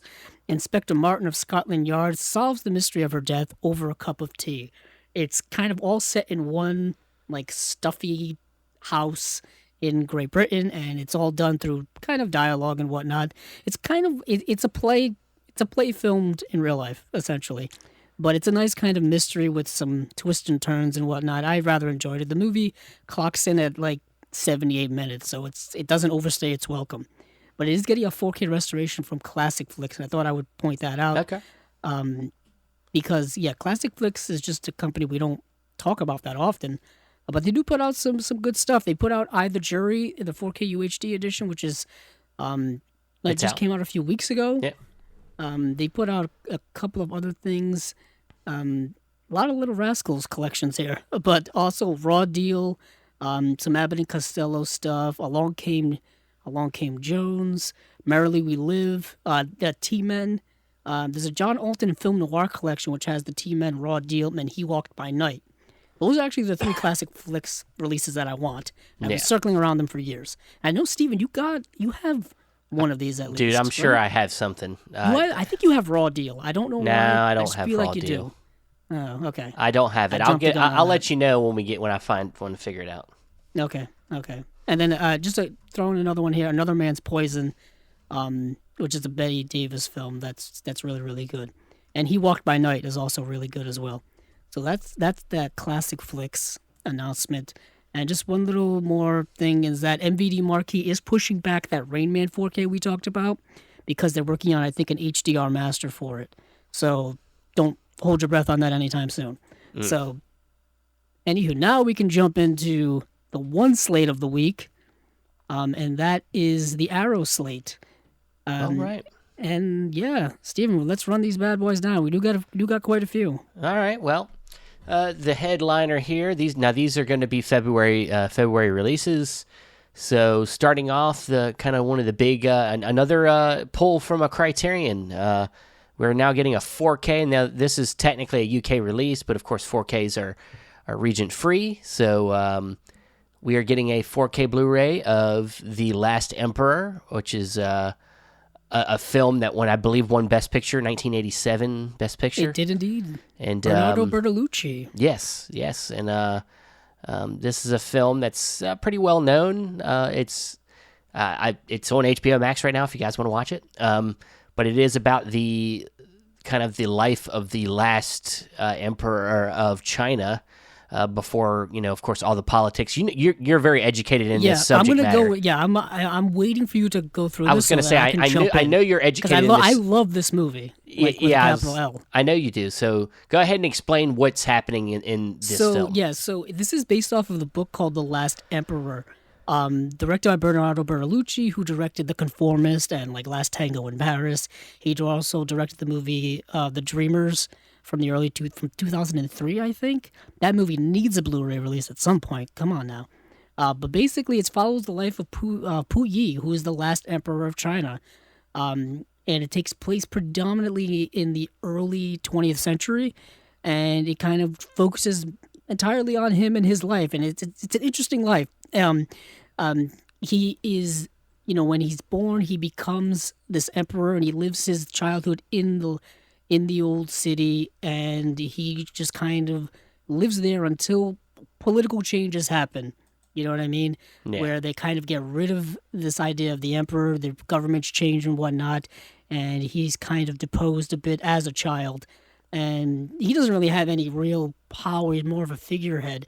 But throughout his life, you just see the different things that go on. Most predominantly is that, when Japan invades China in World War II, or slightly before World War II, they put him back as the emperor in Manchuria, in the Manchurian state. And once again, he also, loses that seat. And he's kind of put there as like a puppet for Japanese imperial purposes and whatnot. But it goes through his whole life. It's a fascinating, beautiful movie. The movie's gorgeously well shot. It is it's a period piece, so it's going to be a drama. If you're not into period pieces, it's probably not your thing. But I just thought it was just this sweeping, kind of epic of a story. And I've always loved it. It was one of the first Blu-rays I ever bought when it came to Criterion. One of the first Criterion movies I ever bought. And I've watched it several times since. I even watched it in a history of China class. That's how much I've seen this movie. But this is getting a 2-disc edition. There's gonna be a Dolby Vision HDR presentation of the movie. I'm assuming a new remaster, if I had to guess. Yeah, new 4K remaster of the theatrical version of the film, and looks like quite a few features. I'm not sure if the Criterion ones are carrying over or not. But either way, I think just for the visual upgrade, it's a no-brainer for me. And you can get the Blu-ray version or the 4K version. Yeah, and I believe it's coming with some swag as well, like a deluxe edition, with the art cards. It's got art cards and all that stuff. Yeah. Kat Ellinger's got some writing in it, so that's always good. Yeah, it is. It's a really great movie. This, just it's one of the movies that feels, it's one of them examples that, though it's, I mean, I guess it's an old movie. I guess people would consider the '80s and old now, but it's one of the movies that feels big because like you said, the sets are amazing. Like it's like I'm sure like a lot of it was the real places too. I'm sure. But it's just got such a grandness to it and such a realism to it, that for a story that is relatively small in its focus, it feels grand in its presentation. Yeah, the presentation is amazing in the sense that it's focusing on just this one person living his life, and it's very introspective from that regard. The ending of the movie always gets to me, just fascinating. There's all kind of special features that were on the Criterion, because the Criterion actually came out back in 2009. That's a long time ago when it comes to Blu-rays. That thing was chock full of like a 53-minute feature, a 45-minute documentary, a 66-minute documentary. There was a lot they put on that disc, and I think that was a 1-disc set too. So they must have pumped that full of a lot of information for 1 disc. This is spread out over 2, which is nice. Yeah. And, getting 2 different versions of the movie, you get the extended version of the film as well. So, I mean, it's probably a definite, I wonder if Criterion is still planning, there's still a potential that this could be a 4K for Criterion as well, being that this is technically a UK-only release. But this seems to be a really nice upgrade if you're an Arrow fan and a fan of this film. So, but moving on, we have also a film called .com for Murder, which is one I'm not really aware of. We also have a film called The Millionaire's Express, which had already gotten a release from Eureka earlier this year. And it's got a couple different variants that they're releasing. And then also we have another Giallo Essentials set coming out. This is the 5th one. And it has 3 films. It has on disc 1, The Night Everin Came Out of the Grave. Disc 2 has The Iguana with the Tongue of Fire. And disc 3, I believe, has The Suspicious Death of a Minor, which is also part of that Sergio Martino set that Arrow came out with, I think, earlier in the year. Another Giallo set there. Some people I know are getting a little bit upset about the fact that they're kind of putting something else in another set was already in another set. Some people haven't gotten that set, so I don't know. I haven't gotten any of these Giallo sets, so it doesn't bother me. But one of the other kind of big ones, I think, is we get the film starring Joaquin Phoenix and John C. Reilly, The Sister Brothers, getting a 4K Blu-ray. And then lastly, a film that I rather enjoyed is a film called The Vagrant, starring Bill Paxton. Oh my goodness, you watched it? Yeah, I did watch it. So did I. I rather enjoyed it. But where do you want to start? I do want to point out that you're all right. One of those, that last movie is in the Sergio Martino set, and The Night Evelyn Came Out of the Grave already has a Blu-ray release from 2017, which I think you just mentioned as well. If not, I kind of wasn't paying attention to what you were saying, to be honest. Of course.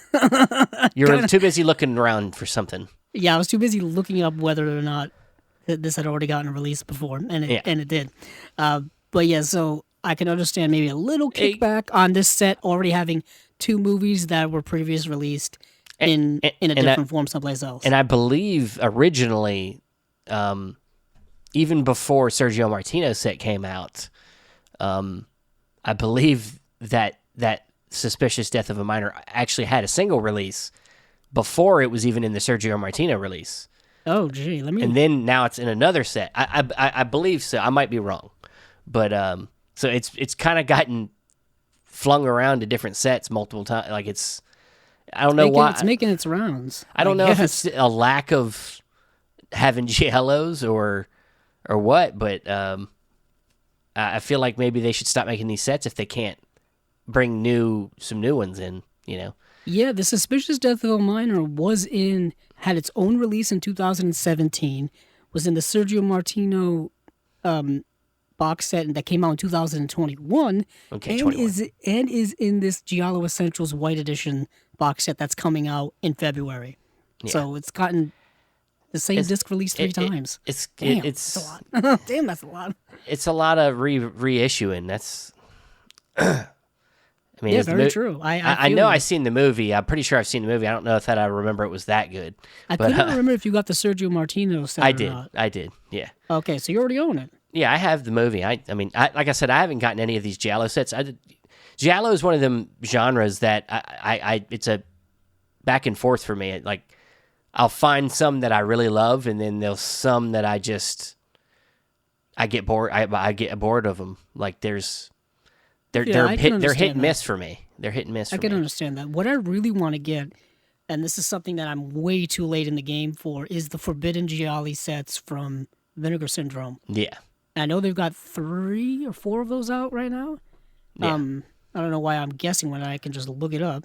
But yeah, that most of them are. I think the first few are already out of print, and I think the first 2 I believe are.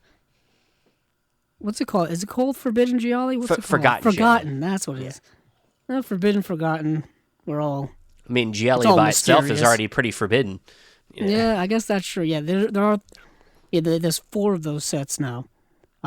The 4th one's actually coming out in January of Forgotten Gialli. So I know the early you can still get them, but I kind of want the limited edition ones the ones with the hard cases and all that stuff. You want all the goods. That's what you want. You want the best version of the thing that came out. Yeah, you do. And I know you can still get the 3rd one and of course the 4th one coming out, but 1st and 2nd you got to pay collector's prices for on eBay, which always are expensive. Yeah. Yeah, always over 100. That seems to be the meter mark is 100 or over or 100 or under. Yeah. But yeah, so I know what you mean about this. Them putting out this movie 3 times already. But let's before we get to The Vagrant, which we both saw. I do want to mention Millionaires Express, or I believe as it's called here in the U.S., Shanghai Express. Yeah. This is a movie directed by Sammo Hung, and yeah, this movie's tons of fun. Great action. Set pieces. The whole 3rd act is just great action. Movie clocks in at about an hour and 38 minutes. And the premise of the film is a little wild. It's a little all over the place, but once you kind of compartmentalize it, it works. So in the early 20th century China, various criminals with different goals are connected to a Shanghai train with many rich people on board. That's loosely what the plot is about. Basically, Sammo Hung is this guy who ends up... the movie starts off and he's in the middle of Russia, and he tries to steal stuff from these Russian soldiers. They capture him, they kind of torture him a little bit. They mostly just embarrass him. And then he escapes and he's heading back towards his hometown, back in China, I assume. And then when he gets to his hometown in China, he decides he's going to kind of fix it up and kind of help it become more prosperous. He's going to fix up this hotel, and he needs to get more money back into this town, to build it up and whatnot. Due to certain reasons you find out in the movie why it's doing so poorly.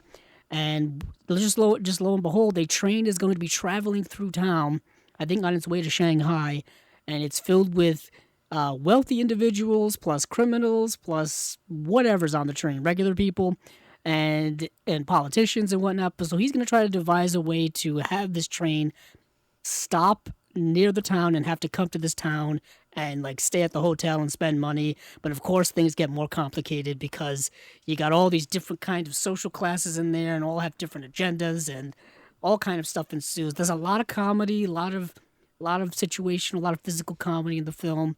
It's funny and action packed, and I enjoyed the heck out of it. It's really Great. It's really fun. So it's cool. I would definitely recommend this if you've been collecting these Golden Harvest, these Shaw Brothers films this whole time. This is another, I think, solid one to add to your collection. Yeah, but to getting down to the nitty gritty, I guess. What did you think of The Vagrant? Because first of all, movie stars Bill Paxton, circa 1992, which I wasn't expecting until I actually looked into this movie. What did you think, Steven? Oh, I rather enjoyed it. It's a mess of a movie. I mean, Oh it's yeah, it's not great. it's not a great movie, but there's an intention here that I think is, Is it supposed to be funny or scary? I think it's supposed to be funny. Okay. Personally, I don't think it was meant to be legitimately scary, and then it just happened to be funny. I think it was supposed to be like kind of a satirical kind of horror movie. Yeah, it says here it's supposed to be a black comedy, which makes a lot of sense. Why I was laughing the whole time. Yeah, as I was watching it until it kind of got near the end, especially with the way the movie ended, like up until most of the movie, I was like, this would be a great companion movie with American Psycho. Movies about yuppies, and I guess I can't talk about the movie without ruining it. Well, you can get into a little bit of the plot, just setting it up. Basically, this, Bill Paxton plays this. They describe him here as a mild-mannered financial clerk, which I guess makes sense. His name is Graham Krakowski, and he buys this kind of starter-up home, and he's kind of he's like middle management, I guess, like working at this financial company. But he's on the rise. So he buys this house that's kind of a fixer-upper, but it's a solid house for a single dude. And well, no, he's not single. He's got a girlfriend. Yeah, he does. But she lives someplace else, doesn't she? Yeah. Oh, they're not like married. They're not like. I don't even think she lives in like the same town as him. No, like, but I think his intention is to, marry this woman eventually and have her move in. Yeah, I think he's like laying down the groundwork of like laying a foundation for his life in order to build a life with this woman.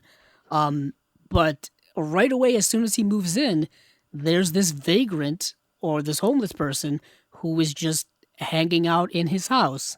And then he leaves, but then he keeps coming back. And then not only does he keep coming back, he keeps like entering Bill Paxton's like nightmares as well. And it's just constantly haunting him and driving him slowly more crazy as the movie goes on. Some tall tale heart there a little bit, like some... Yeah, very Edgar Allan Poe-ish. Yeah. And he just gets more and more paranoid, more and more, manic. And he takes things to the extreme, and then bad things kind of keep happening around him. And the ante just keeps going up and up as the movie goes along. And it's not great. It's funny. It's Bill Paxton's so over the top in the movie. I'll tell you this though, the makeup work they use on the Vagrant to make him look like this monster of a person is pretty great. It's pretty great. I believe there you go. The director is a pretty high-end makeup artist guy. His name's Chris Wallace.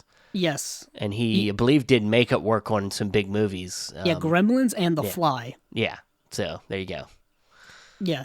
And, this movie's getting a brand new 2K restoration.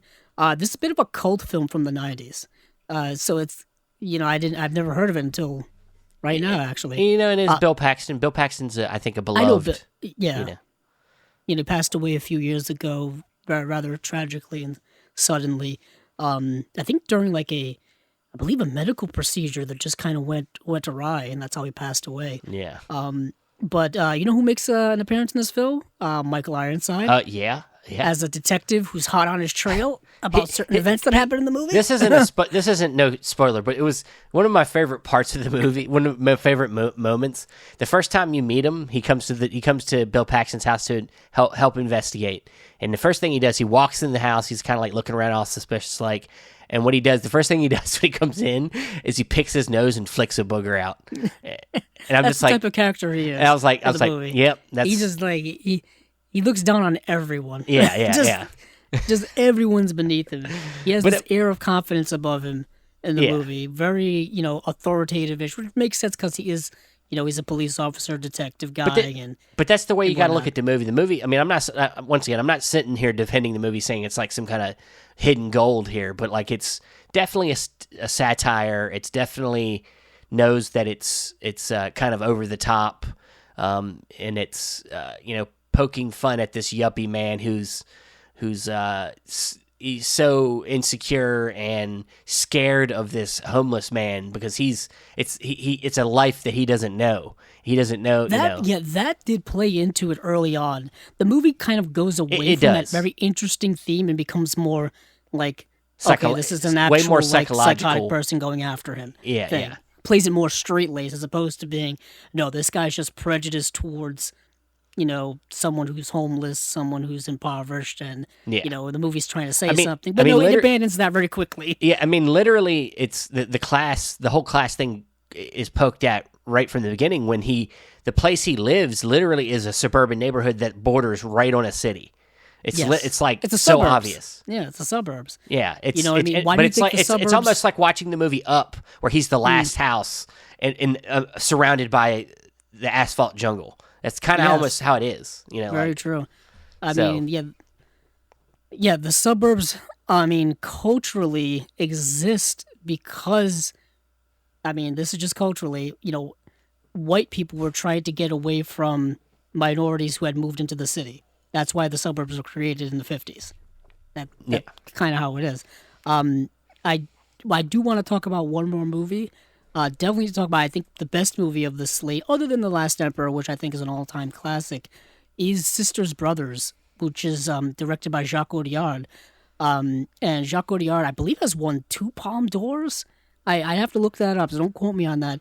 But I do want to say that our friend who's been on the show twice now, Scott Saslow, is working on the layout and the booklets for the Sisters Brothers and The Last Emperor. So I did want to mention that before we forgot. But Sisters Brothers is a movie that came out in 2018, and I've been wanting to watch this movie pretty much since that time. I know many people checking on IMDb did get to watch it when it either came out or when it's been streaming, because it was streaming on Hulu for several years. It no longer is, but you can still find it streaming out there. I found it on, I think it's on Tubi. It's on Freevee. Yeah. I still don't like that name, Freevee. Yeah, it's a terrible name. It's not a great name. But yeah, Jacques Audiard, and this stars, like Steven said, John C. Reilly, Joaquin Phoenix, Jake Gyllenhaal, Riz Ahmed is in the film. Yeah, this is the guy that did that film. Well, he did the film Rust and Bone, but he also did that film A Prophet, which is great, really great. Yeah, which I still need to get that Yeah, movie. I still need to watch that movie, I believe. But I saw Rust and Bone. I actually own Rust and Bone on Blu-ray. Bought it as a blind buy. I think at a Criterion sale, because back in the day, when they had the Criterion sale at Barnes & Noble, they also had an art house sale at the same time. So they would sell like art house movies, like basically movies that were put out by Sony Pictures Classics, those movies. And Rust and Bone was one of them. Rust and Bone came out in 2012, so I probably bought it 2013. And that movie stars Marion Cotillard and Matthias Schoenaerts, who is, I forgot what else he was in, but his name sounds familiar to me. Yeah, he was in other stuff that I don't think a lot of people understand. Like, he was in Red Sparrow, he was in The Danish Girl. But Marion Cotillard at the time was very popular because wasn't this like right around Inception, and she was in Dark Knight Rises around the same time. She had already won an Oscar beforehand, so she was already, well loved by critics. But Rust and Bone, I thought was an amazing film, and just I've been championing that movie for years for people to watch. Just an incredible film. But Sisters Brothers is a really cool Western, that's headlined by those four actors, and I dug it. It has a little Coen Brothers-ish kind of Western in there, but it's a little darker, a little more gritty. I know it's been years since you've seen it, Steven, so I don't know if you can say much about it. I can barely remember the movie, but I just know, I remembered that the cast was amazing. And, because Jake Gyllenhaal's also in there, Carol Kane's also in there, Riz Ahmed, and that was before Riz Ahmed was kind of known. Oh yeah, this was 2018. I'm trying to think about when Rogue One came out. Rogue One came out in 2017, didn't it? Yeah, but he wasn't really 16? known for it. 16. I think his when he did Nightcrawler, that really blipped him up. And maybe that was before this. I don't know, but I think it was. And obviously, Sound of Metal was the real breakout like movie, I think, for him when it came to like him being noticed as a lead actor. But yeah, that makes a lot of sense. He's a good actor. He's a great actor. Yeah. Sound of Metal, I thought he was fantastic in. I thought he was fantastic in a lot of the stuff that he's been in, and yeah. So thank you for stalling for time. So the two movies that he did that Jacques Audiard films did win for the Palme d'Or and was he did win for Deepan, and he won for no, he was a nominee. So what else did he win? No, The Prophet won the Grand Jury Prize. Yeah. Which is, I guess, it's not like the second place. I don't know. But I remember the movie Deepan, which is actually part of the Criterion Collection. It's a Blu-ray I've been wanting to buy for a long time. So he's a good director. I always liked his stuff, and this film is no exception to it. I did get also a little sense of the Treasure of the Sierra Madre vibe in it. Yeah. At one particular part, and yeah, I'm actually really glad that I got to watch this movie finally. I'm also I really want to get this release as well. This is something that definitely is on my radar as well. So you got The Last Emperor, Millionaire's Express, and Sisters Brothers, and those are three really solid releases in my opinion. So and The Vagrant, yeah. I'm not getting The Vagrant. Steven, you can get that. I'm getting The Vagrant. I know. You're gonna regret it one day. I want to show people that movie, but I don't want to own it. You're gonna regret it one day. You're gonna wish you got it. I'm telling you. Oh man. But I think that's the slate. Yeah, that's the slate for Arrow. For Arrow. So lastly, we're going to go over some of the last Vinegar Syndrome releases that were announced. Yes. When the sale and there's some opened. other news that I wanted to get into that we completely forgot to talk about. Go ahead and do that first, then. Well, let's do that first. Some updates on The Hitcher and Martin, both coming early next year. Steven, you remember that we've been talking about these releases for goddamn ever. For 7 years, but even before the podcast. Yeah, even before the podcast. So it looks like The Hitcher will be coming in 2023, and it looks like Martin. Didn't they give a date to it? It's finally? It's going to be this coming week. Is going to be the It's going to have a pre-order start next week. Okay, gotcha. Yeah. I thought I saw a date of. Yeah. Okay. Here we go. Martin limited edition 4K UHD. Will be released February 27th, and then pre-orders are coming next week. Yeah. That's the news from Martin. That will be a quick pre-order. I'm assuming it will be for you. Yeah.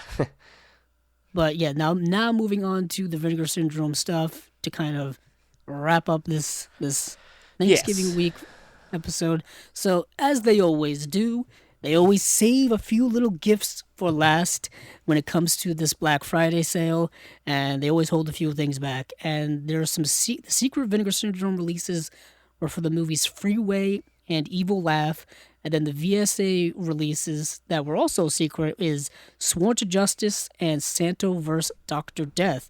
Now you may be wondering, hey, did we get some Santo news earlier? Yes, we did. There is a Santo release coming from Indicator, right? Yes. Steven? Yeah, there's a two-pack of early Santo films, coming. It's not going to come till January now, but... Yeah, they had to that was another news tidbit. They do have to push back a couple of releases a little bit. More releases were pushed back from Indicator. The only thing coming out in December now is Remember the Night. Yes. So... Which is actually something I do want to get at some future point. Definitely. I really like that movie. I really like that release. But going back to Vinegar Syndrome, there were a couple other goodies that they are releasing. Brand new limited slipcovers for the Lost Films of Herschel Gordon Lewis, Doll Squad, and then is that Tammy and the T-Rex? Yes. Okay. Because for some or reason Tanny. they wrote Tammy. No, it okay. is Tammy. It's Tammy. Yeah. I see what you're saying. You're Yeah, looking 'cause at the they slip. wrote You're looking at Tammy, the but slip it's Tammy cover. and the T-Rex. Yeah, the slip cover makes them look like ends. Yes, they do. But But they they're also supposed to- wrote it as ends as well. On the bottom, it says Tammy. Well, I just meant on vinegarsyndrome.com if you go over to where it says Black Friday is on now through Monday, if you read that little banner they have, Yeah. it says Tanny and the T-Rex. But either way, everywhere else I see it, it says Tammy, other than on the slip cover. other than on that and on the slipcover. So what they did is they re-released their 4K UHD of Tammy and the T-Rex with a new comic book type slipcover. Their original release, which had a lenticular cover, that's been going, I think, for a while. I think it's been going since maybe the early days of our podcast, or maybe even beforehand. I'm not quite sure. But then you can also buy just the slipcover itself if you have the movie, the standard edition of the movie, and then you want to put a slipcover over it. You could just buy the slipcover itself. So that's kind of a cool option. So you don't have to rebuy the movie to get the cool slipcover. Yeah. That's nice of them. There's a 4K UHD of that. There's a regular Blu-ray edition of that. They also have a New York Ninja comic book that they brought out. And then, of course, they had their other titles that they already had announced. But, Steven, you've seen the movie Freeway. You actually own this movie on an old DVD, don't you? Yes, I do. Yes, it's a cool, kind of Little Red Riding Hood kind of, reinterpretation with Kiefer Sutherland. Kind of playing like a The Big Bad Wolf. the Big Bad Wolf. You got Reese Witherspoon in there playing Little Red Riding Hood, and it's kind of a neo, as they say here, neo exploitation type of film. Matthew Bright is the director, and I believe he's done something else that I'm aware of. Let me. Really? I believe so. I might be thinking of somebody else, but yeah, I remember being really surprised by this film because it was kind of one of the movies that I found at like a random kind of DVD, bin in Walmart or something, and yeah, I mean, I was a big fan of Kiefer Sutherland because of 24. I love that show, and so seeing him do obviously Kiefer Sutherland was a kind of a more of a film actor more back in the 80s and 90s, but as he got further along in his career, he started doing more television, and when I found some newer more modern films that were starring him, I was always very interested. Fun fact, he's also the guy that is the sniper in Phone Booth. Spoiler alert. Well, I mean, it's not really a spoiler. It doesn't change anything about how you experience the movie. He's just a voice. He's just a voice. It doesn't get revealed until. Yeah, I mean, later. it doesn't reveal anything. You just hear his voice. You hear his voice the whole movie, and then at the end, you finally see him, and it's Kiefer Sutherland. And it's I saw that in the theater. Yeah, I did too. In 2002. Joel Schumacher, rest in peace. Yeah. But the director Matthew Bright, you were just talking about, he's only got 5 directorial credits to his filmography. He did a Ted Bundy movie. Maybe that's what I'm thinking about. He did Freeway 2, Confessions of a Tricks Baby, a movie called Schwaz, and Ted Bundy movie from 2002. But he also did the movie Tiptoes.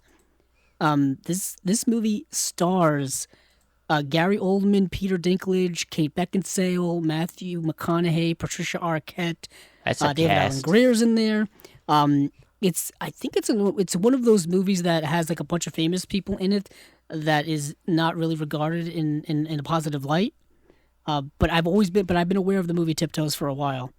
Yeah, it came out in 2002. So then that was his the last thing he directed. I don't know. But I feel like I've heard the name. Maybe it's just this movie. But yeah, Freeway is definitely kind of a cult classic from the 90s and is really fun and I think definitely worth a pickup. And being that it's going to get a 4K this is definitely going to be the definitive probably release on this. It's got looks like it's got a lot of archival stuff. We do have some new commentary, with Matthew Bright along with the archival commentary. We got a brand new interview with him. So there's some new stuff mixed with some of the archive stuff. So I didn't know there was that much on this movie. Vinegar Syndrome does that, man. They make it happen. They do make it. I mean, yeah, they do go full tilt. But you also got to see the movie Evil Laugh, didn't you? I did, Man. and look. I know some people were excited about this movie. I watched it and I was kind of bored to tears most of the movie. Like it's not. It is a very conventional kind of slasher. It does have some inventive kills. And in a vacuum, sure, maybe it's fun. It can be fun, but like it really didn't give me. I didn't feel like it gave me a lot that I haven't seen before, and for it to get kind of like a surprise, like here's surprise Vinegar Syndrome, it didn't really do much for me. So I do like the cover though. Yeah, it's a cool cover. Yeah, it looks like Skeletor from He-Man. Yeah. It's kind of just the premise of a bunch of medical students, kind of all getting together at a house to renovate it. That sounds like something you do.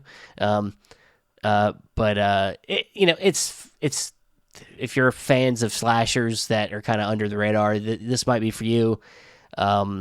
This one just didn't do it for me. It just, and maybe because it was I did have to watch it in a poorer quality.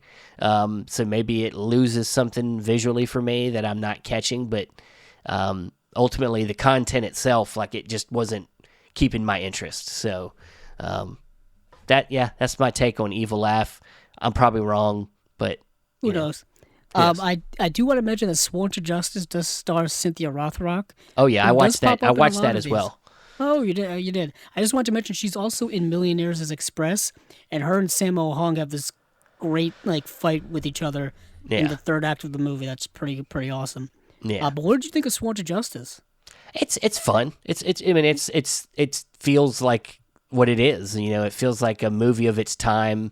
Back when in the 90s when that martial arts thing was continuing to be very popular, Jackie Chan coming over, getting ready to come over and start doing films in America and things like that. And Cynthia Rothrock was doing some films in that same kind of vein, kind of just films that are typically kind of what would usually be like normal crime films, but weaving in, martial arts fighting, and in this film, she plays like a psychiatrist that has potentially like psychic powers, I believe. Like she has this like ability to kind of foresee things maybe a little bit in her dreams there, but ESP, I think. Yeah. And, so like I believe it was her sister got killed early in the movie, and like, so now she's like trying to find these guys and one of the people that attacked her sister and attacked her is Brad Dourif. I was going to say, Brad Dourif is in this film. Yeah, he makes he's not in it a lot, but he's, he plays one of the vagrants that, I'm going to use that word, vagrants that, break into her house and, take out her sister and everything. But it's if you're into that kind of, and I am, like I am into the martial arts boom, films from like Van Damme and all that kind of stuff. It all has that same feel, though it is a female lead, it still has this, machismo element to it. There's sex in it. There's good fighting in it. It's fun. It's a fun watch. So. Yeah, I'm just looking at the release right now, and just there's a brand new interview with Cynthia Rothrock, who has been featured on a lot of Vinegar Syndrome's recent releases. She is in Righting Wrongs, I believe. Yep. She did one of the voices in New York Ninja. She's in this release here.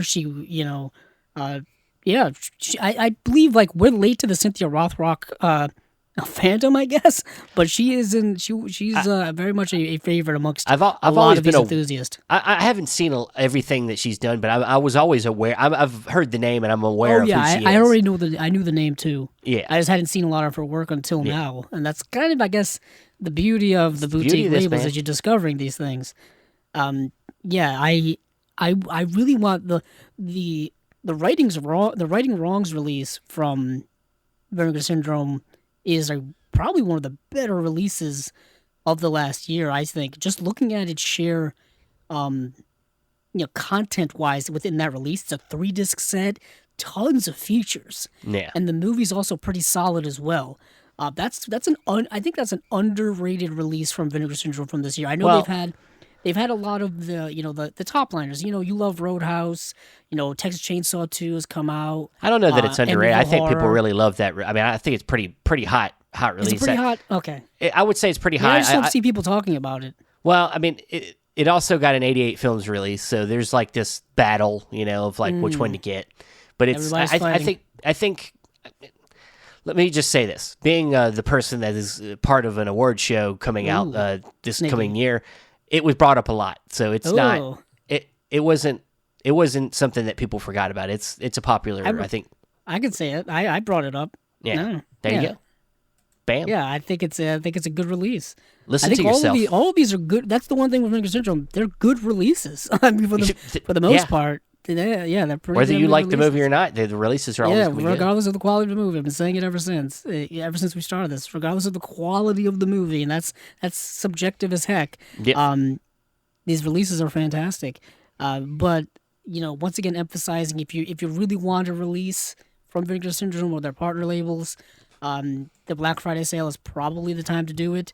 They don't have everything on sale every single time. They usually go back a few months. For this sale specifically, it was stuff that was released this past July of 2022 and earlier. So anything from August till now, not on sale. So you do have to be aware of release dates and stuff like that, which we try to inform you here on Chasing Labels. But sometimes even I don't remember when things come out. Well, yeah. I mean, it's that we can't.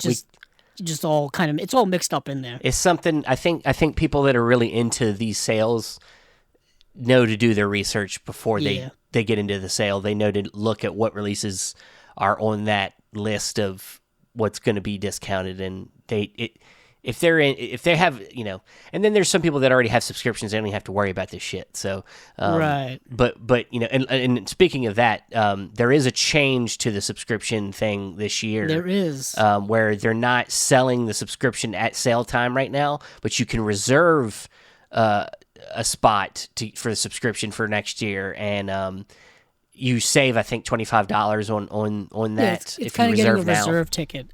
Yeah. So there's going to be a subscriber week, January 1st through the 7th of 2023, when you can sign up for the 2023 subscription. It says just enter the code during the checkout and see your subscription price magically reduced. So I guess you're putting a $25 deposit Credit down towards Yeah. So I guess maybe they just did that to, maybe lower the amount of orders and things they have to process. I was going to say it probably just clears a little bit of the flow. Having to like file all of the subscriptions plus all the sales. Maybe They're trying to focus on the sales that are quicker. going out right now and not what subscriptions are for next year. It's just holding back on something for a minute, I think, and that's just it probably helps their workflow. But yeah, I mean, I know there's a lot of people that love doing these subscriptions. Speaking of that, Celeste de la Cabra, which I did an interview with recently, you can find that on her channel. She had messaged me on one of my posts that I did earlier because I let everybody know in our Facebook group that I'd ordered a ton of stuff, and she'd said that you might save some money on if you do a subscription service, and it's something to think about always. If you buy a lot of things from a certain label that, if they have a subscription service like they do, you can save a lot of money. The thing is with me is it's just varied. I'm so varied. Yeah. You know what? That's the same thing that entered my head when you when like thinking of that for you, and because you and I, we have different buying habits, but we buy specifically what we want. You know what I mean? We're specific buyers as opposed to subscriptions where they just they give you everything. I mean, I wish they had different options in the subscription that you could choose what you wanted. Yeah. Well, the thing that would change the pricing and whatnot. The thing is if I knew what I was going to get out of the subscription ahead of time, then I would maybe make a decision to subscribe. But it's one of them things where you're going. You don't even know what the titles are going to be. Yeah. We know what's coming out, like month by month. But that's kind of how they operate. They don't tell us like months in advance. Like like a Criterion or Indicator where like we know what's coming out in February, and, but we don't know we don't know what's coming out in February for Vinegar Syndrome. I mean, of course, some of it's about financials. Like if you have the money up front to do a subscription service and you're really into that label, then it works for you. For me, I don't typically have that kind of money up front, so I'm not. Yeah, same here. Here. So that's part of it. But yeah, I kind of want to do it one year just to see how it goes. Just to see how it goes. If I ever had that much like disposable income at that one point in time. And just be like, and roll with it, see what happens. And the other thing was, Celeste had brought this up. She said, even for her, that not everything, she doesn't end up liking everything, so she sells the stuff. And I'm like, for me, it's like that's just extra work. Why do I want to go through that work to sell things that I didn't even have to buy them in the first place? It's like honestly, there's things I'd like to sell, but I haven't even gotten around to it yet. And if I haven't gotten around to the things I've had for a long time to sell, like I have like tons of movie posters I want to sell. Yes. If I haven't done that now, then I'm not going to do it for things I get new. Like it's going to sit around here and they won't get watched, and I'll hate that I got the subscription because I got a half the subscription, or maybe like 35% of it I didn't end up loving. Right. I would love to customize the subscription, but that would involve like knowing what's coming out. Yeah, that's just not how it is. Even then, like you could do it where like, hey, I only want the 4Ks, or I only want the VSAs or the VS. VSUs or whatever. It's a thing. I mean, I think people that get the subscription service really just love the label. Yeah, and that's great. And I think that's a cool plan and that's a cool thing. But it's just not for me. It's just not. I'm not like you. I wouldn't say I'm picky. Like we're not. But and I like to get blind buys, but I like to make the choice. Like I don't like them to make the choice for me. I don't trust the fates. It's not about not trusting the labels. Like I love all the labels and what they're doing, and they make me discover things I love. But like, I have to do my own research to decide on something. I don't want to just put money down and hope that they're gonna have what I need. That's just how I am, and that's part of my fun. Is I like seeing the title and being like, ooh, what is that? And then like looking into it, instead of it just coming to me in the mail. It is fun though that every single month, you don't really know what's coming from Vinegar Syndrome and their partner labels. So it's kind of like a guessing. It's a guessing game. I know some things leak a little early, some things are hinted at, but I do like. Well, actually, we're going to be getting a new batch of announcements relatively soon. This coming week, actually. Yeah, we'll get the new partner label stuff again. Yeah, we're getting very much, because this month is coming to an end very, very soon. Can't believe it already. So there's gonna be more Vinegar Syndrome to talk about next week. More. Yeah, but I'm excited. I'm excited to get the stuff. We'll talk about the stuff we got from the sales when they come in. But I got a good amount of stuff, and I'm excited about all of it. And it's the most I've ever gotten, I think, from a Vinegar Syndrome sale / Really? Yeah, I don't think I've gotten this much before. Yeah. I would say between all the I went to the Imprint sale, the Severin sale, and the Vinegar Syndrome sale, and I got, I believe, 16 titles all around. I did not realize it was that many. It's collectively around 16. I mean, that's not including box. I'm trying to think of what I got, to be honest. I don't think mine. Yeah, I think mine got not just from the sale, but I think from all the Black Friday stuff. It maybe got over, because I got 7 from Best Buy. I got, what did I get? 5 from Vinegar Syndrome and 4 from Imprint. Yeah. So I can't do that math, Steve. What's that? Like 16? Something like 15. Oh, did we tie 18. Just randomly like that? Well, I haven't went to Best Buy yet. But let me go to Best Buy. I'll see if I can break that. No, of course. Gotta break the tie. But so that will be it for this week's episode. Not a little bit shorter on the announcements, but a lot of good stuff, man. And yeah, we're getting close to the end of the year. We got another few more episodes to the end of the year. Hopefully, we'll make them fun-filled for you. I believe next week we're gonna have Dan from over at VHS Hit Fest joining us. So we'll have that for you next week. And hopefully a couple other ones. They're not confirmed yet.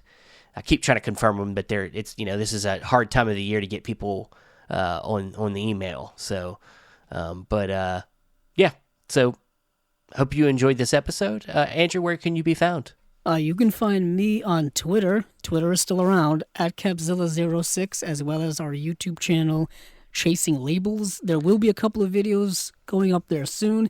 I did finally make my trek to the Criterion sale, so I'm going to do my obligatory Criterion in-store video that I've done every year, almost every time since the beginning of my channel. And then some other stuff on the way as well. Awesome. And you can find me on Facebook, Stephen Billings, along with at the Facebook group. You can find me and Andrew over there at the Facebook group, Chasing Labels. Also, you can find me at the other Chasing Labels social media pages, whether it be our Twitter, Instagram, or me over at the Letterboxd at Chasing Labels. And then you can find the audio for the podcast at Podbean, Apple Podcast, Stitcher, Spotify, and other places. And please go rate and review us at any of them places, especially Apple Podcast. Helps us get seen around. So thank you, everybody. And hey, keep on watching them movies. I know I will.